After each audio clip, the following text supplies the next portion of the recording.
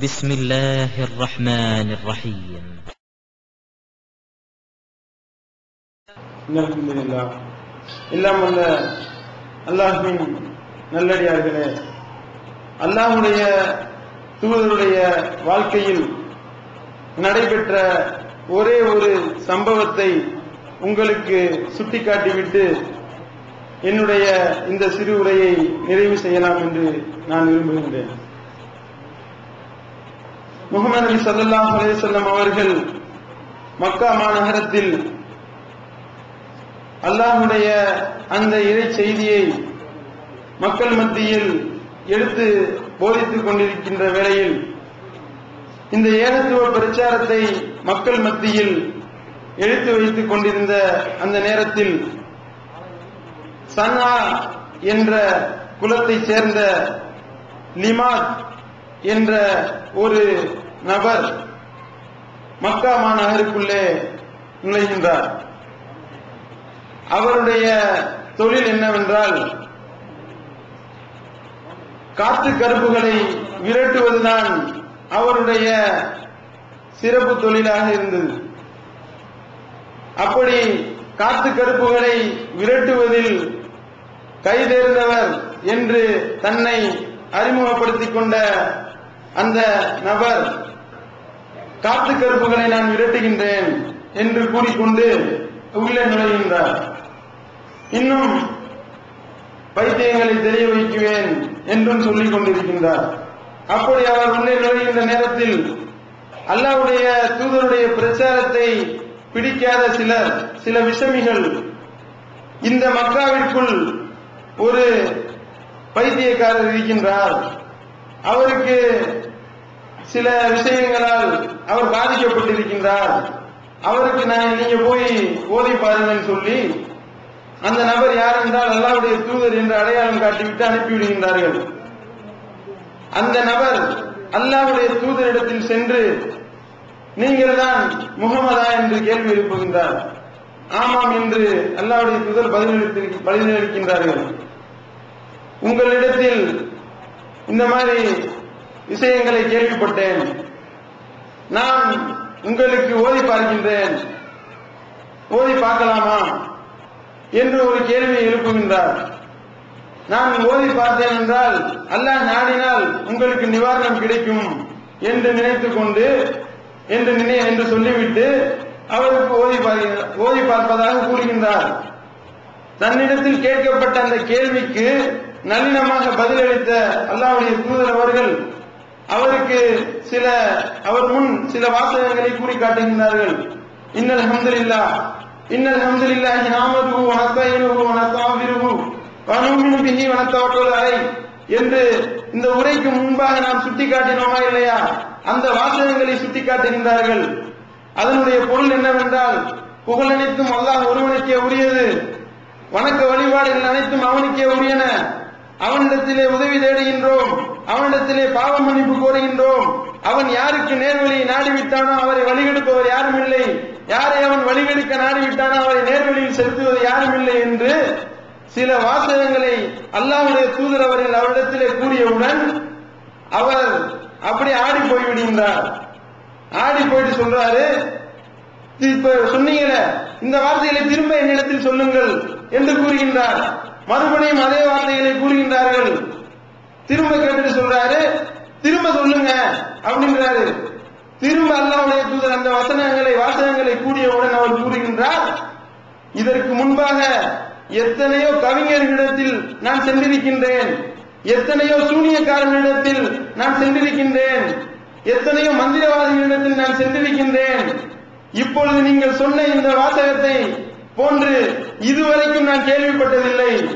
இந்த வாசகங்கள் கடலினுடைய ஆழத்தையும் தொட்டுவிடக்கூடியவனாக இருக்கின்றன என்று கூறி அல்லாஹ்வுடைய தூதருடைய கரத்தை நீட்ட சொல்லி அவருடைய தூதருடைய கரத்தை பிடித்துக் கொண்டு அஷ்ஹது அன் லா இலாஹ இல்லல்லாஹ் அஷ்ஹது அன்ன முஹம்மதர் ரசூலுல்லாஹ் என்று இந்த கலிமா கூறி இஸ்லாத்தில் நுழைந்த செய்தியை முஸ்லிம் என்ற நூலிலே ஆதாரபூர்வமான செய்தியாக பார்க்கின்றோம். இந்த சம்பவத்தை உங்களுக்கு ஏன் நாம் இங்கே சுட்டிக்காட்டுகின்றோம் என்றால், அல்லாஹ்வுடைய தூதரிடத்தில் அவர் பைத்தியக்காரர், அவருக்கு ஏதோ ஆகிவிட்டது என்று நினைத்துக் கொண்டு ஒருவர் கேள்வி எழுப்புகின்றார். அப்படி கேள்வி எழுப்புகின்ற அவரிடத்திலும் அதற்கு விளக்கமாக சில வாசகங்களை கூறி உங்களுக்கு நான் ஓதி பார்க்கின்றேன் என்று கூறியவருக்கு அல்லாஹ்வுடைய தூதர் ஓதி பார்த்து அவரை இந்த ஏகத்துவத்தில், இந்த தீனுல் இஸ்லாத்தில் நுழைய வைத்த சம்பவத்தை நாம் பார்க்கின்றோம். இதுதான் இஸ்லாத்தினுடைய அடிப்படை. மார்க்கத்தின் சம்பந்தமாக இங்கே இருப்பவர்களை நீங்கள் என்ன வேண்டாலும் நினைத்துக் கொள்ளலாம், என்ன கேள்விகளை வேண்டாலும் கேட்கலாம். அதற்கு அல்லாஹ்வும் அல்லாஹ்வுடைய தூதரும் காட்டித் தந்த அடிப்படையில் தெல்ல தெளிவாக குர்ஆன் ஹதீஸ் அடிப்படையில் இங்கு உங்களுக்கு பதிலளிக்கப்படும். இதை உங்களுடைய மனதில் பதிய வைத்துக் கொண்டு இதற்கு முன்பாக இதே அரங்கத்தில் மார்ச் 31ஆம் தேதி ஒரு நிகழ்ச்சி நடைபெற்றது. அதையும் இந்த நேரத்தில் சுட்டிக்காட்டுவது மிக பொருத்தமாக இருக்கும் என்று நான் விரும்புகின்றேன். அந்த நிகழ்ச்சியில் இஸ்லாம் ஒரு இனிய மார்க்கம் என்ற அந்த நிகழ்ச்சியில் இஸ்லாமிய அல்லாத சகோதரர்கள் கேள்வி கேட்பதற்காக அனுமதிக்கப்பட்டார்கள். அவர்கள் இஸ்லாத்தின் மேல் இருக்கின்ற சந்தேகங்களை, குற்றச்சாட்டுகளை, ஆட்சேபனைகளை நேரடியாக கேட்டார்கள். அல்லாஹ்வுடைய மகத்தான கிருபையை கொண்டு சகோதரர் பக்கீர் முகமது அல்தாஃபி அவர்கள் அதற்கு அழகான முறையில் விளக்கம் அளித்தார்கள். அல்லாஹ் யாரை நேர்வழியில் செலுத்த நாடிவிட்டானோ அவரை வழிகெடுப்பவர் எவரும் இல்லை என்ற அல்லாஹ்வுடைய வசனத்திற்கு ஏற்ப அந்த நிகழ்ச்சியில் கலந்து கொண்ட தர்மதுரை என்ற ஒரு சகோதரர் இன்று அப்துல்லாவாக நம் கண் முன்னால் காட்சி தருகின்றார். அவருடைய மனைவி, அவருடைய குழந்தைகள், அவருடைய உறவினர்கள் உட்பட 6 நபர்கள் அந்த நிகழ்ச்சியின் மூலம் இஸ்லாத்தை தழுவி இருக்கின்றார்கள். இப்படி இஸ்லாம் ஒரு இனிய மார்க்கம் என்று அவர்களை நோக்கி அழைத்தோம்.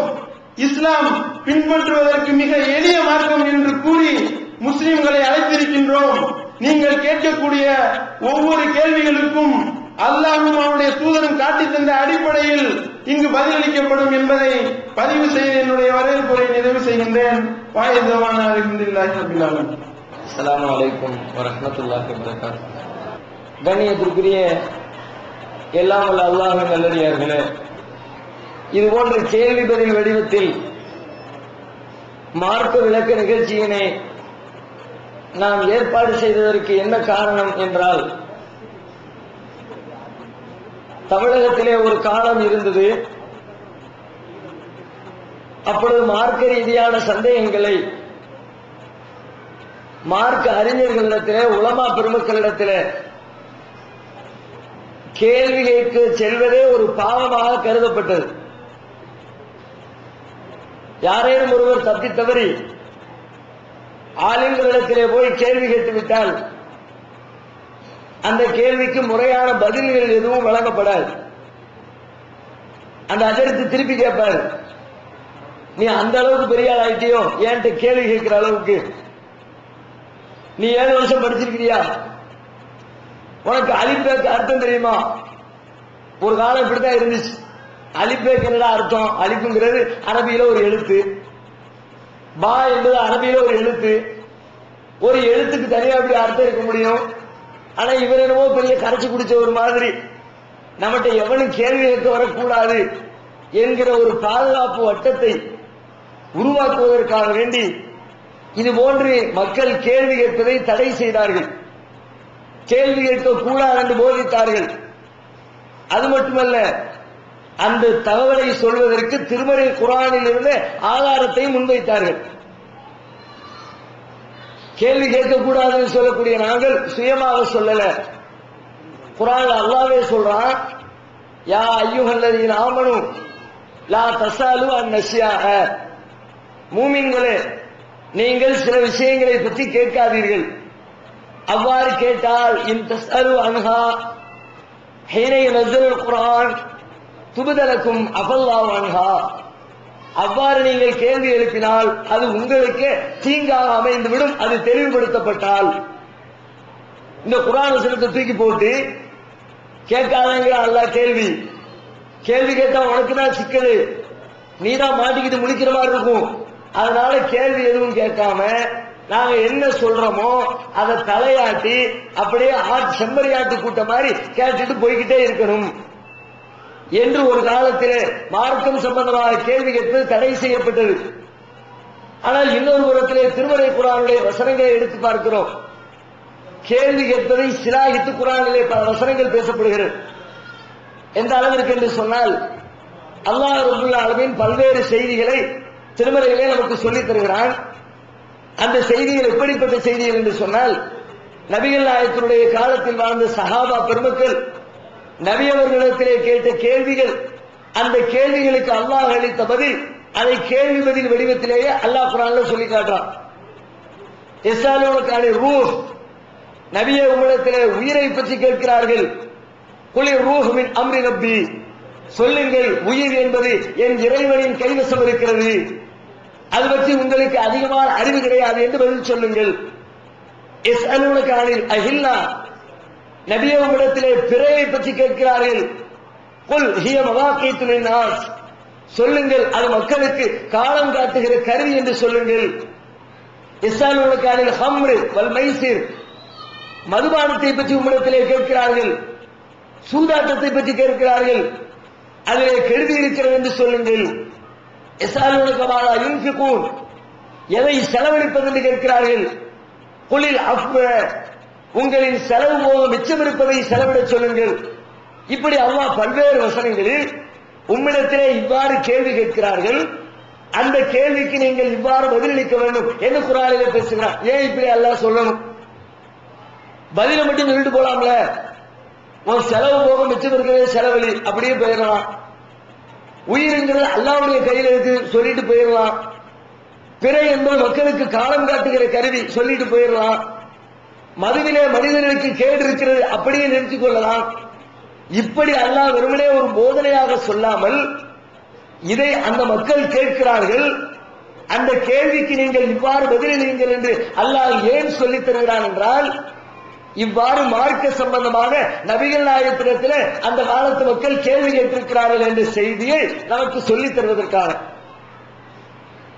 நபிகள் நாயகத்திடத்திலே கேள்வி கேட்கிறாங்கன்னா, அப்ப இந்த கால அறிஞர்களிடத்துல தாராளமாக கேட்கலாம். கேட்க கேட்கத்தான் மார்க்கத்தினுடைய அறிவு பெருகும். கேட்க கேட்கத்தான் ஒரு விஷயத்திலே தெளிவான ஞானம் கிடைக்கும். எனவே கேட்பதை மார்க்கம் வலியுறுத்துகிறது, கேள்வி கேட்பதை மார்க்கம் சிறப்பித்து சொல்கிறது. அப்படியானால் ஒரு கேள்வி வரும், அந்த வசனத்துல கேட்காதீங்கன்னு சொன்னானே அதுக்கு என்ன அர்த்தம்? அதை இன்னொரு இடத்துல அல்லாஹ் வளர்க்கிறான். அம் துரீதூன அன் தஸ்அலு ரசூலக்கும் கமா சுயில மூசா மின் கபில், உங்களுடைய தூதரிடத்திலே நீங்கள் கேள்வி கேட்க விரும்புகிறீர்களா? இதற்கு முன்பு மூசாவுடைய சமுதாயத்தவர்கள் பனு இஸ்ரவேலர்கள் மூசா நபியிடத்திலே கேள்வி கேட்டதை போன்று கிறுக்குத்தனமான, முட்டாள்தனமான, உபயோகமற்ற, வரட்டு பிடிவாதத்துடன் கூடிய கேள்விகளை உங்களுடைய தூதரிடத்தில் நீங்கள் கேட்க விரும்புகிறீர்களா? அவ்வாறு கேள்வி எழுப்பினால் பனு இஸ்ரவேலர் மாதிரி உன் தூதர்கிட்ட நீ கேள்வி கேட்டா அது உனக்கு தீங்காக முடியும். ஏன்? தூதர் ஒரு விஷயத்தை, ஒரு கேள்வி கேட்கணும், அல்லாஹ்வுடைய தூதர் ஆம் என்று சொன்னால் அது சட்டமாகிவிடும், இல்லை என்று சொன்னால் அது சட்டமாகிவிடும். இன்னைக்கு உலகத்தில் வாழ்ற எந்த அறிஞர் சொன்னாலும் அது மார்க்கத்தினுடைய சட்டம் கிடையாது. நான் சொன்னாலும் சரி, தௌஹீத் ஜமாத் சொன்னாலும் சரி, சுன்னத் வல் ஜமாத் சொன்னாலும் சரி, மார்க்கத்தில் பல வருஷமா ஆய்வு செஞ்சு படிச்சு கொடுத்து பழம் நின்று கொட்ட போட்ட பெரிய தாடி வச்ச ஆலிம்சா சொன்னாலும் சரி, யாரு சொன்னாலும் அது மார்க்கத்தின் சட்டம் ஆகாது. ஆனால் நபிகள் நாயகம் சொன்னால் அது மார்க்கத்தின் சட்டம். அதை உலக மக்கள் பின்பற்ற வேண்டும். முஸ்லிம்கள் தங்களுடைய வாழ்வியல் நெறிமுறையாக அதனை எடுத்துக்கொள்ள வேண்டும். எனவே உங்களுடைய தூதரிடத்தில் தேவையற்ற கேள்வியை கேட்காது. பனு இஸ்ரவேல் என்ன கேட்டான்? அல்லாஹ் சொன்னான், ஒருத்தன் கொண்டுட்டான். அந்த மக்கள் வந்து கேட்கிறாங்க மூசா நபி இடத்துல, நபியை இது மாதிரி கொலை பண்ணி விட்டானுவோம், யாருன்னு தெரியல, கண்டுபிடிச்சு கொடுங்க அல்லாஹ்ட்ட கேட்டு. அப்ப மூசா நபி கையேந்தினாங்க, யா அல்லாஹ் எவன் கொன்னான்னு தெரியல, விவரத்தை சொல்லு. அப்ப அல்லாஹ் சொன்னா, ஒரு மாட்டை அறுத்து அவன் மேல அடி. அல்லாஹ் சொன்னதை கேட்டுட்டு ஒரு மாட்டை அறுத்து அதை கொண்டு அடிச்சிருந்தா மேட்ரு ஓவர், சாப்டர் க்ளோஸ். ஆனா இவன் பெரிய அறிவாளி மாதிரி கேள்வி கேட்கிறான். சரி, மாடுன்னு சொன்னீங்களே, அந்த மாடு எப்படிப்பட்ட மாடு, அதை பத்தி எங்களுக்கு விளக்கி தாருங்க. மாஹிய உடனே அல்லாஹ் வசனம் இருக்கிறான். கால இன்னஹு தகூலு இன்னஹா பகரத்துன் லா ஃபாரிலுன் வலா பிக்ருன். அது ரொம்ப கிழட்டு மாடும் இல்ல, ரொம்ப இளவயசு மாடும் இல்ல, ஒரு நடுத்தரமான மாடு. வெளிவந்து விட்டது இஸ்லாம் கூறும் குடும்பவியல் ரமலான் மாதம் தொடர் சொற்பொழிவு 5 டிவிடிகளாக விலை ரூபாய் 150 மட்டுமே. கூரியர் செலவு தனி. கிடைக்கும் இடம் TNTJ வீடியோ விஷன், நம்பர் 30, அரமனைக்காரன் தெரு, மன்னடி, சென்னை 1. இஸ்லாத்தை குர்ஆன் மற்றும் ஹதீஸ் வாயிலாக அறிந்திட அழகிய இணையதளமான onlinepj.com என்ற இணையதளத்திலிருந்து எடுக்கப்பட்ட இஸ்லாம், அரசியல் மற்றும் சமூக கேள்விகளுக்கான பதில்களின் ஒரு தொகுப்பு. கொள்கை விளக்கம், தொழுகை, நோன்பு, ஜக்காத், ஹஜ், அரசியல் மற்றும் பொதுவான பதில்கள் உள்ளிட்ட சுமார் 300 கேள்விகளுக்கான பதில்கள் அடங்கிய இந்த புத்தகத்தின் விலை ரூபாய் 150 மட்டுமே. தமிழ்நாடு தௌஹீத் ஜமாத்தின் புதிய வெளியீடு, மாதம் ஒரு பிரசுரம், கட்டுரைகளின் தொகுப்பு, விலை ரூபாய் 120 மட்டும். கிடைக்கும் இடம் TNTJ வீடியோ விஷன், எண் 30, அரண்மனைக்காரன் தெரு, மன்னடி, சென்னை 1. செல் 9500168989. ஒரு நடுத்தர வயசு மாட்டை குடிச்சு அடுத்திருக்கான். அப்பவும் இவனுடைய அந்த குதிர்காலம் விடல. வயசை சொல்லிவிட்டா அல்லாஹ் அதனுடைய கலரை சொல்லலையே. மா லவுனுஹா, அதனுடைய கலர் என்ன? பக்கரத்துன் சஃப்ரா ஃபாக்கருல் லவுனுஹா தசுர்ருன் நாஸிரீன். மஞ்சள், தூய மஞ்சள் நிறம், பார்ப்பவர்களின் பார்வையை ஈர்க்கக்கூடிய அந்த நிறம். அப்படிப்பட்ட ஒரு மாட்டை பிடிச்சாரு. மஞ்சள் கலர்ல இருக்கிற நடுத்தர வயசு மாட்டை பிடிச்சி அறுத்திருக்கலாம். அப்பவும் விடல. இல்ல இன்னும் எங்களுக்கு டவுட்டா இருக்குது, விளக்கு. அல்ல அவன் கேட்க அல்லாஹ் கண்டிஷனை அடுக்கிக்கிட்டே போறான். இன்னும் விளக்கிறேன் கேட்டுக்க. அந்த மாடு தண்ணி இறைச்சிருக்காது, அந்த மாடு உழுது இருக்காது, அந்த மாடு பொதி சுமந்து இருக்காது, அந்த மாடு மாட்டு வண்டி ஓட்டி இருக்காது, அந்த மாட்டினுடைய உடம்புல ஒரு கரையும் இருக்காது, ஒரு கீரலும் இருக்காது. மாசு மறுவற்ற இளமை தோற்றத்தோடு கூடிய மஞ்சள் நிறத்தில் அமைந்திருக்கிற ஒரு மாட்டை பிடித்து அறுக்க வேண்டும். கடைசியில் சொல்றான், இப்பதான் தெளிவா சொல்லி இருக்கிறீங்க, வா போய் மாட்டை பிடிச்சு அறுத்துட்டு தேட போறான். எங்க கிடைக்க? சாதாரண மாடுதான் பக்கத்து வீட்டுல இருக்கும், பிடிச்சு அறுத்திருக்கலாம். இவ்வளவு கண்டிஷனோடு கூடிய மாடு தேடுறான், ஊரெல்லாம் தேடுறான். என்னதான் இது மாட்டை காணோம்? இது உனக்கு கொழுப்பு தானே. அல்லாஹ் மாட்டை பிடிச்சு அருள்னு சொன்ன உடனே அறுத்திருந்தா இவ்வளவு சிரமம் வேணுமா? ஊரெல்லாம் சுத்தணுமா? தேவையில்லாம கஷ்டத்தை உனக்கு நீயே ஏற்படுத்திக் கொண்டாய் அல்லவா? இது மாதிரி மூசா நபி இடத்துல அந்த சமுதாயம் கேட்டுச்ச தேவையற்ற கேள்வி, அந்த கேள்வி இந்த தூதர்கிட்ட கேட்காம.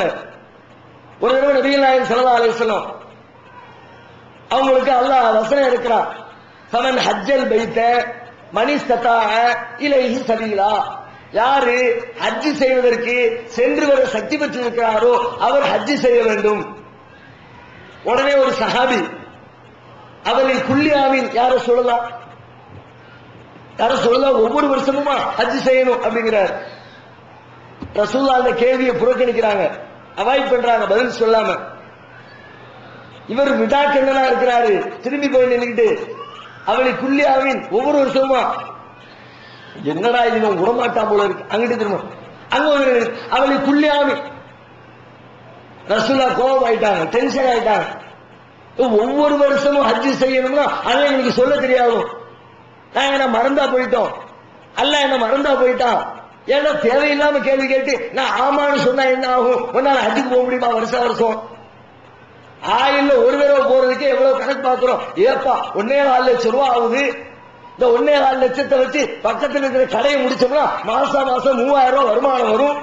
அதுல இருந்து வர வருமானத்தை வாங்கி போட்டு பக்கத்தில் இருக்க முள்ள முடிச்சிடலாம், பிள்ளைக்கு கல்யாணத்தை முடிச்சிடலாம், அந்த இடத்தை முடிச்சிடலாம், இந்த இடத்தை முடிச்சிடலாம், இந்த வீட்டை முடிச்சிடலாம்னு 1008 கணக்கு போடுறோம். ஆயில்ல ஒரு தடவை 1.25 லட்சம் ரூபாய் செலவு பண்ணிட்டு ஹஜ்ஜுக்கு போயிட்டு வர்றதுக்கு வருஷம் போனா என்னத்துக்கு ஆகும்? அந்த சாப்டரை க்ளோஸ் பண்ணிடுவோம். ஹஜ்ஜா அது நமக்கு லாய்க்கப்படாது, பார்த்துக்குவோம். இப்படிப்பட்ட கேள்விகள் நமக்கு நாமே சுமையை ஏற்படுத்திக் கொள்ளக்கூடிய கேள்விகள். இது மாதிரி தேவையில்லாம உன் தூதரிடத்துல கேட்காத, ஆளுங்களிடத்துல கேட்கறதுக்கு இல்ல. இன்னைக்கு உலகத்தில் வாழக்கூடிய எந்த அறிஞரிடத்தில் கேட்க பத்தி பேசல அல்ல, உன் தூதரிடத்தில் கேட்காத. ஹீன யுனஸ்ஸலுல் குர்ஆன், குர்ஆன் இறங்கி கொண்டிருக்கிற தருணத்தில் இவ்வாறு கேட்காது. ஏன் அவ்வாறு கேட்டால் அது சட்டமாகும், உனக்கு நீயே சிரமத்தை ஏற்படுத்திக் கொண்டவராக ஆகிவிடுவாய். எனவே தேவையில்லாத கேள்வி கேட்காத, தேவையில்லை கேள்வியை கேளு, பயனுள்ள கேள்வியை கேளு, கேள்வியை கேட்டு உன்னுடைய அறிவை பெருக்கிக் கொள் என்று நபிகள் நாயகம் சொல்கிறார்கள். ஒரு தடவை நபிகள் நாயகத்தினுடைய சபையில சஹாபாக்கள் உட்கார்ந்து இருக்கிறாங்க. எப்படிப்பட்ட டைம், இந்த சில விஷயங்களை பத்தி கேட்காதீங்க அல்லாஹ் வசனம் இருக்கிறான அந்த நேரம் சஹாபாக்களுடைய உள்ளத்துல நிறைய டவுட் இருக்குது. ஆனா அவங்க நினைக்கிறாங்க நம்ம ஒரு கேள்வியை கேட்டு அது தேவையில்லாத கேள்வியா இருந்து குண்டக்க மண்டக்க பயனில்லாத ஒரு கேள்வியை கேட்டு ரசூலுல்லாஹ்ட்ட திட்டு வாங்கிட்டா என்ன பண்றது, உள்ளுக்குள்ள அப்படி யோசிச்சுட்டு இன்னைக்கு நம்மள பல ஆள் யோசிப்பாங்க. கேள்வி பதில் நிகழ்ச்சிக்கு கேள்வியை கேளுங்களேன் 1008 சண்டை உள்ளத்துக்குள்ள இருக்கும். ஆனா டோக்கன் வாங்குறதுக்கு யோசனைங்க. நாம எந்திரிச்சு ஒரு கேள்வியை கேட்டு நம்மளை பத்தி பக்கத்துள்ளவன் என்னமோ பெருசா நினைச்சுக்கிட்டு இருக்க, நாம இந்த கேள்வியை கேட்டு என்னடா இருந்தாலும் பெரிய என்னமோ விவரமானவர் நினைச்சோம், வெறும் எல்கேஜி யூகேஜி கேள்வி மட்டும் கேட்டு இது கூட இவனுக்கு தெரியலையான்னு நம்மளை பத்தி தப்பா நினைச்சிருவாங்களோ, எதுக்கு தேவையில்லாம நம்மளை நாமே கெடுத்துக்குவான, நமக்கு ஒரு இமேஜ் இருக்குது அதை அப்படியே மெயின்டைன் பண்ணிட்டு போயிருவோம். எவனாவது கேள்வி கேட்கட்டும் அவர் சொல்ற பதிலை கேட்டு தெரிஞ்சுக்குவோம். இப்படி நம்ம ஓட்டுறோம்ல. இதே மாதிரி சஹாபாக்களுடைய உள்ளத்துல நாம எதுக்கு கேள்வி கேட்டு வம்ப விலை கொடுத்து வாங்குவான, ரசூலுல்லாஹ் திட்டிவிட்டா சிக்கல். அவங்க நினைக்கிறார்கள் யாராவது ஒரு மனிதர் வெளியூரில் இருந்து வந்து இந்த சபையையும் நபிகள் நாயகத்தையும் அறியாத ஒரு மனிதர் எங்களுடைய உள்ளத்திலே இருக்கிற கேள்விகளை அவர் கேட்டு அதற்கான பதிலை நபிகள் நாயகம் சொல்லி திட்டுறாருனா அவர் திட்டு வாங்கிடுவாரு, பாராட்டுறாரு அவர் பாராட்டு வாங்கிட்டு போறாரு, பிரச்சனை இல்லை. ஆனால் அதற்கான பதில் நமக்கு தெரிந்து கொள்ள வேண்டும். அப்படி யாராவது ஒருத்தர் வந்து கேள்வியை கேட்க மாட்டாங்களா, பதிலை தெரிந்து கொள்ள மாட்டோமா என்று நாங்கள் இருந்தோம். அப்பொழுது திடீரென ஒரு மனிதர் வருகிறார், வெள்ளை வெள்ளையர் என்ற உடை உடுத்தி இருக்கிறார். ஆளை பார்த்தா புதுசா இருக்குது, ஊருக்கு புது ஆளு. ஊருக்கு புது ஆளுன்னா அன்னைக்கு டக்குன்னு அடையாளம் கண்டுபிடிச்சுக்கலாம். ஏன்னா வெளியூர்ல இருந்து வந்தா பாலைவனத்தை கிராஸ் பண்ணி வரணும். பாலைவனத்துல 10 அடி நடந்தாலே உடம்பெல்லாம் புழுதி, அப்படியே பூச்சாண்டி மாதிரி தான் வரணும்.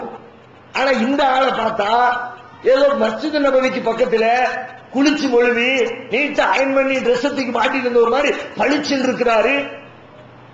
தலைமுடி கண்ணங்கரேர் என்று இருக்கிறது, எந்த புழுதியும் இல்லை உடலிலே. ஆனால் இவர் இந்த மதீனாவாசி இல்லை, வெளியூரில் இருந்து வந்திருக்கிறார். ஆச்சரியமான உடலமைப்போடு நபிகள் நாயகத்தின் சபைக்குள்ளே வருகிறார். வந்தவர் நேரம் நபிகள் நாயகத்துடைய அருகாமைக்கு செல்லுகிறார். வந்த வேகத்துல ரசூலுல்லாஹ் முன்னாடி முட்டி போட்டு உட்கார்ற. நாம அத்தையாத்துல இருப்போம்ல அது மாதிரி சாதாரணமா உட்கார்ல. ரசூலுல்லாஹ் முட்டோடு தான் முட்டை கொண்டு ஒரு இடி டங்குடு இடிச்சு போய் உட்கார்ந்துட்டார். வந்தாரு, ஆளு புதுசா இருக்குது, கொஞ்சம் கூட மேனஸ் இல்லாம நேரம் ரசூலுல்லாஹ் முட்டுல போய் முட்டிக்கிட்டு உட்கார்ந்து இருக்கிறாரு. என்னடா இது என்று நாங்கள் அவரை கூர்ந்து கவனிக்க ஆரம்பித்தோம். சஹாபாக்கள் வர்ணிக்கிறார்கள். உடனே அவர் சொல்றார், அக்பிர்னி, சில விஷயங்களை அந்த அஷ்யா சில விஷயங்களை பற்றி எனக்கு சொல்லித் தாருங்கள் அப்படின்ட்டு கேள்வியை துவங்குகிறார். அக்பிர்னி அனில் இஸ்லாம், இஸ்லாம் என்றால் என்ன என்று எனக்கு சொல்லுங்கள். அவர் ரசூலுல்லாஹ் விளக்குறாங்க. துகீம ஸலாத் அஷ்ஹது அல்லா இலாஹ இல்லல்லாஹ், அல்லாஹ் ஒருவனை வணக்கத்திற்குரியவன் என்று ஒத்துக்கொள்ள வேண்டும், தொழுக வேண்டும், நோன்பு இருக்க வேண்டும் என்று இஸ்லாத்துடைய கடமைகளை பேசுகிறார்கள். சொல்லி முடிச்ச உடனே இந்த ஆள் வந்திருந்தவர் சதகத்த கரெக்டா சொன்னீரு. சஹாபாக்களுக்கு ஆச்சரியம் கூடுது. என்னமோ ரசூலுல்லாஹ் ஸ்கூல்ல படிக்கிற ஸ்டூடெண்ட் மாதிரியும், வந்தவர் என்னமோ பாடம் நடத்துற வாத்தியார் மாதிரியும், வாத்தியார் தானே பையன்கிட்ட கேள்வி கேட்டுவிட்டு கரெக்ட் வெரி குட் அப்படிம்பாரு. அது மாதிரி இவர் வந்து ரசூலுல்லாஹ்ட்ட கேள்வி கேட்டுவிட்டு கரெக்ட் சதகத்த சரியா சொன்னீருங்கிறாங்க. என்னடா இங்க கூத்து. மேலும் ஆச்சரியம் அதிகரிக்கிறது. அடுத்து கேட்கிறார், அக்பிர்னி அனில் ஈமான், அக்பிர்னி அனில் இஹ்சான், ஈமான் என்றால் என்ன, இஹ்சான் என்றால் என்ன? அப்படியே லைனா கொஸ்டின் போய்கிட்டே இருக்குது. ஒவ்வொரு கொஸ்டினுக்கும் நபிகள் நாயகம் ஆன்சர் பண்றாங்க. ஆன்சருடைய முடிவில் சதக்த, கரெக்ட் கரெக்ட் கரெக்ட்ன்ட்டே வர்றாரு. திடீர்னு இடையில ஒரு கேள்வி கேட்கிறாரு, மத்தஸ்தா, கியாமத் நாள் எப்பொழுது வரும்? அப்ப ரசூலுல்லாஹி ஸல்லல்லாஹு அலைஹி வஸல்லம் அவர்கள் சொல்லக்கூடிய பதில் சஹாபாக்களை ஆச்சரியத்தினுடைய விளிம்பிற்கு தள்ளுகிறது. ரசூலுல்லாஹ் சொல்றாங்க, மல் மஸ்ஊல் அன்ஹா பி அஅலம மினஸ் ஸாயில். கேட்கப்படுகிறவன் இல்லை, கேட்பவரை விட அதிகம் தெரிந்தவன் இல்லை. என்ன அர்த்தம்? என்ன விட உனக்கு தான் ரொம்ப தெரியும். எங்க மதரசாவுல எக்ஸாம்ல பரிசு வைப்பாங்கல்ல, எக்ஸாம் பேப்பர்ல கொஸ்டினுக்கு ஆன்சர் பண்ணணும். இந்த ஆள் சொன்ன பதில, நபிகள் நாயகம் சொன்ன பதில ஆன்சரா எழுதி வச்சோம்லாம் உண்டு. மல்மசூல் ஆனலா வியாழம மினசாயில். அதற்கு என்ன விட உங்களுக்கு தான் இந்த கேள்விக்கு பதில் நல்லாவே தெரியும். ஆன்சர் பேப்பர்ல போய் வைக்கலாமா? அப்படி எழுதி வச்ச ஆட்களும் உண்டு. நபிகள் நாயகம் சொல்கிறார்கள், என்னை விட நீயே அதிகம் அறிந்தவர், கியாமத் நாள் எப்போ வரும் எனக்கு தெரியாதுப்பா, உனக்கு தான் தெரியும். என்னடா இது? நபிகள் நாயகத்துக்கு தெரியாத ஒண்ணு இன்னொருத்தருக்கு தெரியுதா? மேலும் அப்படியே கேள்விகள் தொடர்கிறது. ஒரு எண்டு வருது, ஓகே அப்படின்னு சொல்லிட்டு கட கட கடன் எந்திரிச்சு வெளியே போயிடுறாரு. ஒரு சில நிமிடங்கள் அங்கே நிசப்தம் நிலவுகிறது, அமைதியா இருக்கு. எல்லாருடைய மண்டைகளையும் கேள்வி, ஆயிரக்கணக்கான கேள்விகள் கரை புரண்டோடுகிறது. யார் இவர்? எங்கிருந்து வந்தவர்? வெளியூர்காரனை போன்று முகத்தோற்றம் இருக்கிறது, ஆனால் உடலிலே அதற்கான எந்த அறிகுறிகளும் இல்லை. வந்தார், நபிகள் நாயகத்தின் முத்தோடு தனது முட்டை இணைத்தார், கேள்விகள் பல தொடுத்தார். அந்த கேள்விக்கான பதிலை அளித்த நபிகள் நாயகத்திற்கு சரியாக சொன்னீர் என்று சான்று பகர்ந்தார். யார் இவர்? ஒரு சில நிமிட அமைதிக்கு பிறகு நபிகள் நாயகம் பேச்சு துவக்கிறாங்க. வந்துட்டு போனவர் யாருன்னு தெரியுமா? பக்கத்தில் இருக்கிற உமர்கிட்ட கேட்கிறாங்க. அவர் தெரியாது, நீங்க தான் சொல்லணும், ஆளு புதுசா இருந்துச்சு. அல்லாஹ் ரசூலுஹு ஆலம், அல்லாஹ் அவனுடைய தூதரும் தான் அறிவார்கள் அப்படிங்கிறார். உடனே நபிகள் நாயகம் சொல்கிறார்கள், ஜிப்ரீல், அவர்தான் மாணவர் கோன் ஜிப்ரீல். அத்தாக்கும் யுஅல்லிமுக்கும் தீனக்கும், உங்களின் மார்க்கத்தை உங்களுக்கு கற்றுத் தருவதற்காக அவர் வந்தார். ஜிப்ரீல் வந்தாரு, வந்து மார்க்கத்தை சொல்லி தந்தாரு. எப்படி சொல்லி தந்தார்? பயான் செய்தல்ல, உரை நிகழ்த்தி அல்ல, துண்டு பிரசுரம் கொடுத்தல்ல, புத்தகம் எழுதி அல்ல, பொதுக்கூட்டம் நடத்தி அல்ல. ஒரு கேள்வி கேட்டு அந்த கேள்விக்கு பதிலை எடுத்து அதன் மூலமாக அருகில் இருக்கிற மக்களுக்கு மார்க்கத்தை கற்றுத் தந்தார். ஏன் இந்த வழி? இதுதான் எளிமையாக சென்று சேரக்கூடிய வழி. மார்க்கத்தை கற்றுத் தருவதற்கு 1 மணி நேரம் உரை நிகழ்த்துவதை விட 1 மணி நேரம் ஒரு 10 கேள்வி கேட்டு அந்த கேள்விக்கு பதில சொன்னா அப்படியே நச்சுன்னு போய் உள்ளத்துல உட்காரும். இப்படி ஒரு எளிமையான வழியை மார்க்கம் நமக்கு சொல்லி தந்திருக்கிறது. அந்த அடிப்படையில் தான் கேள்வி பதில் என்ற வடிவத்தில் மார்க்க விளக்க நிகழ்ச்சிகளை இன்றைக்கு நடத்தி கொண்டிருக்கிறோம். இந்த நிகழ்ச்சியில அறிவுபூர்வமான கேள்விகள், மார்க்க ரீதியான கேள்விகள், நம்முடைய மறுமைக்கு நம்மை தயார்படுத்திக் கொள்கின்ற விதமான இபாதத்துகளை சரி செய்யக்கூடிய கேள்விகள், அழகான கேள்விகள் வரவேற்கப்படுகின்றன. அரபியிலே ஒரு பழமொழி என்று சொல்வார்கள், ஹுஸ்னுல் சுவாலி நிஸ்புல் இல்மி, அழகிய கேள்வி கேட்பது கல்வியில் பகுதி. ஒருத்தர் கேட்கிற கேள்வியை வச்சுக்கிட்டே புரிஞ்சுக்கலாம் ஆளு எவ்வளவு தெளிவா இருக்கிறாரு அல்லது கூமுட்டையா இருக்கிறாரு. அவருடைய கேள்வியை வச்சே புரிஞ்சுக்க முடியும். கேள்விகள் என்பது பயனுள்ளதாக, அறிவார்ந்தவையாக, உபயோகப்படுத்த தகுந்தவையாக அமைந்திருக்க வேண்டும். அதுபோன்று உங்களுடைய கேள்விகளை இங்கு மாத்திரமல்ல எங்கும் உங்களுடைய கேள்வி கடைகள் தொடர்ந்து கொண்டே இருக்க வேண்டும். ஒரு ஆசிரியர் பாடம் நடத்துகிறார், வகுப்பறையில் நடத்தக்கூடிய ஆசிரியரிடத்தில் சில மாணவர்கள் எப்பொழுதும் கேள்வி கேட்டுக்கொண்டே இருப்பார்கள். ஒரு மாணவர் எப்பொழுதும் அப்படியே அமைதியாக ஊமச்சாலையாக உட்கார்ந்திருப்பான்.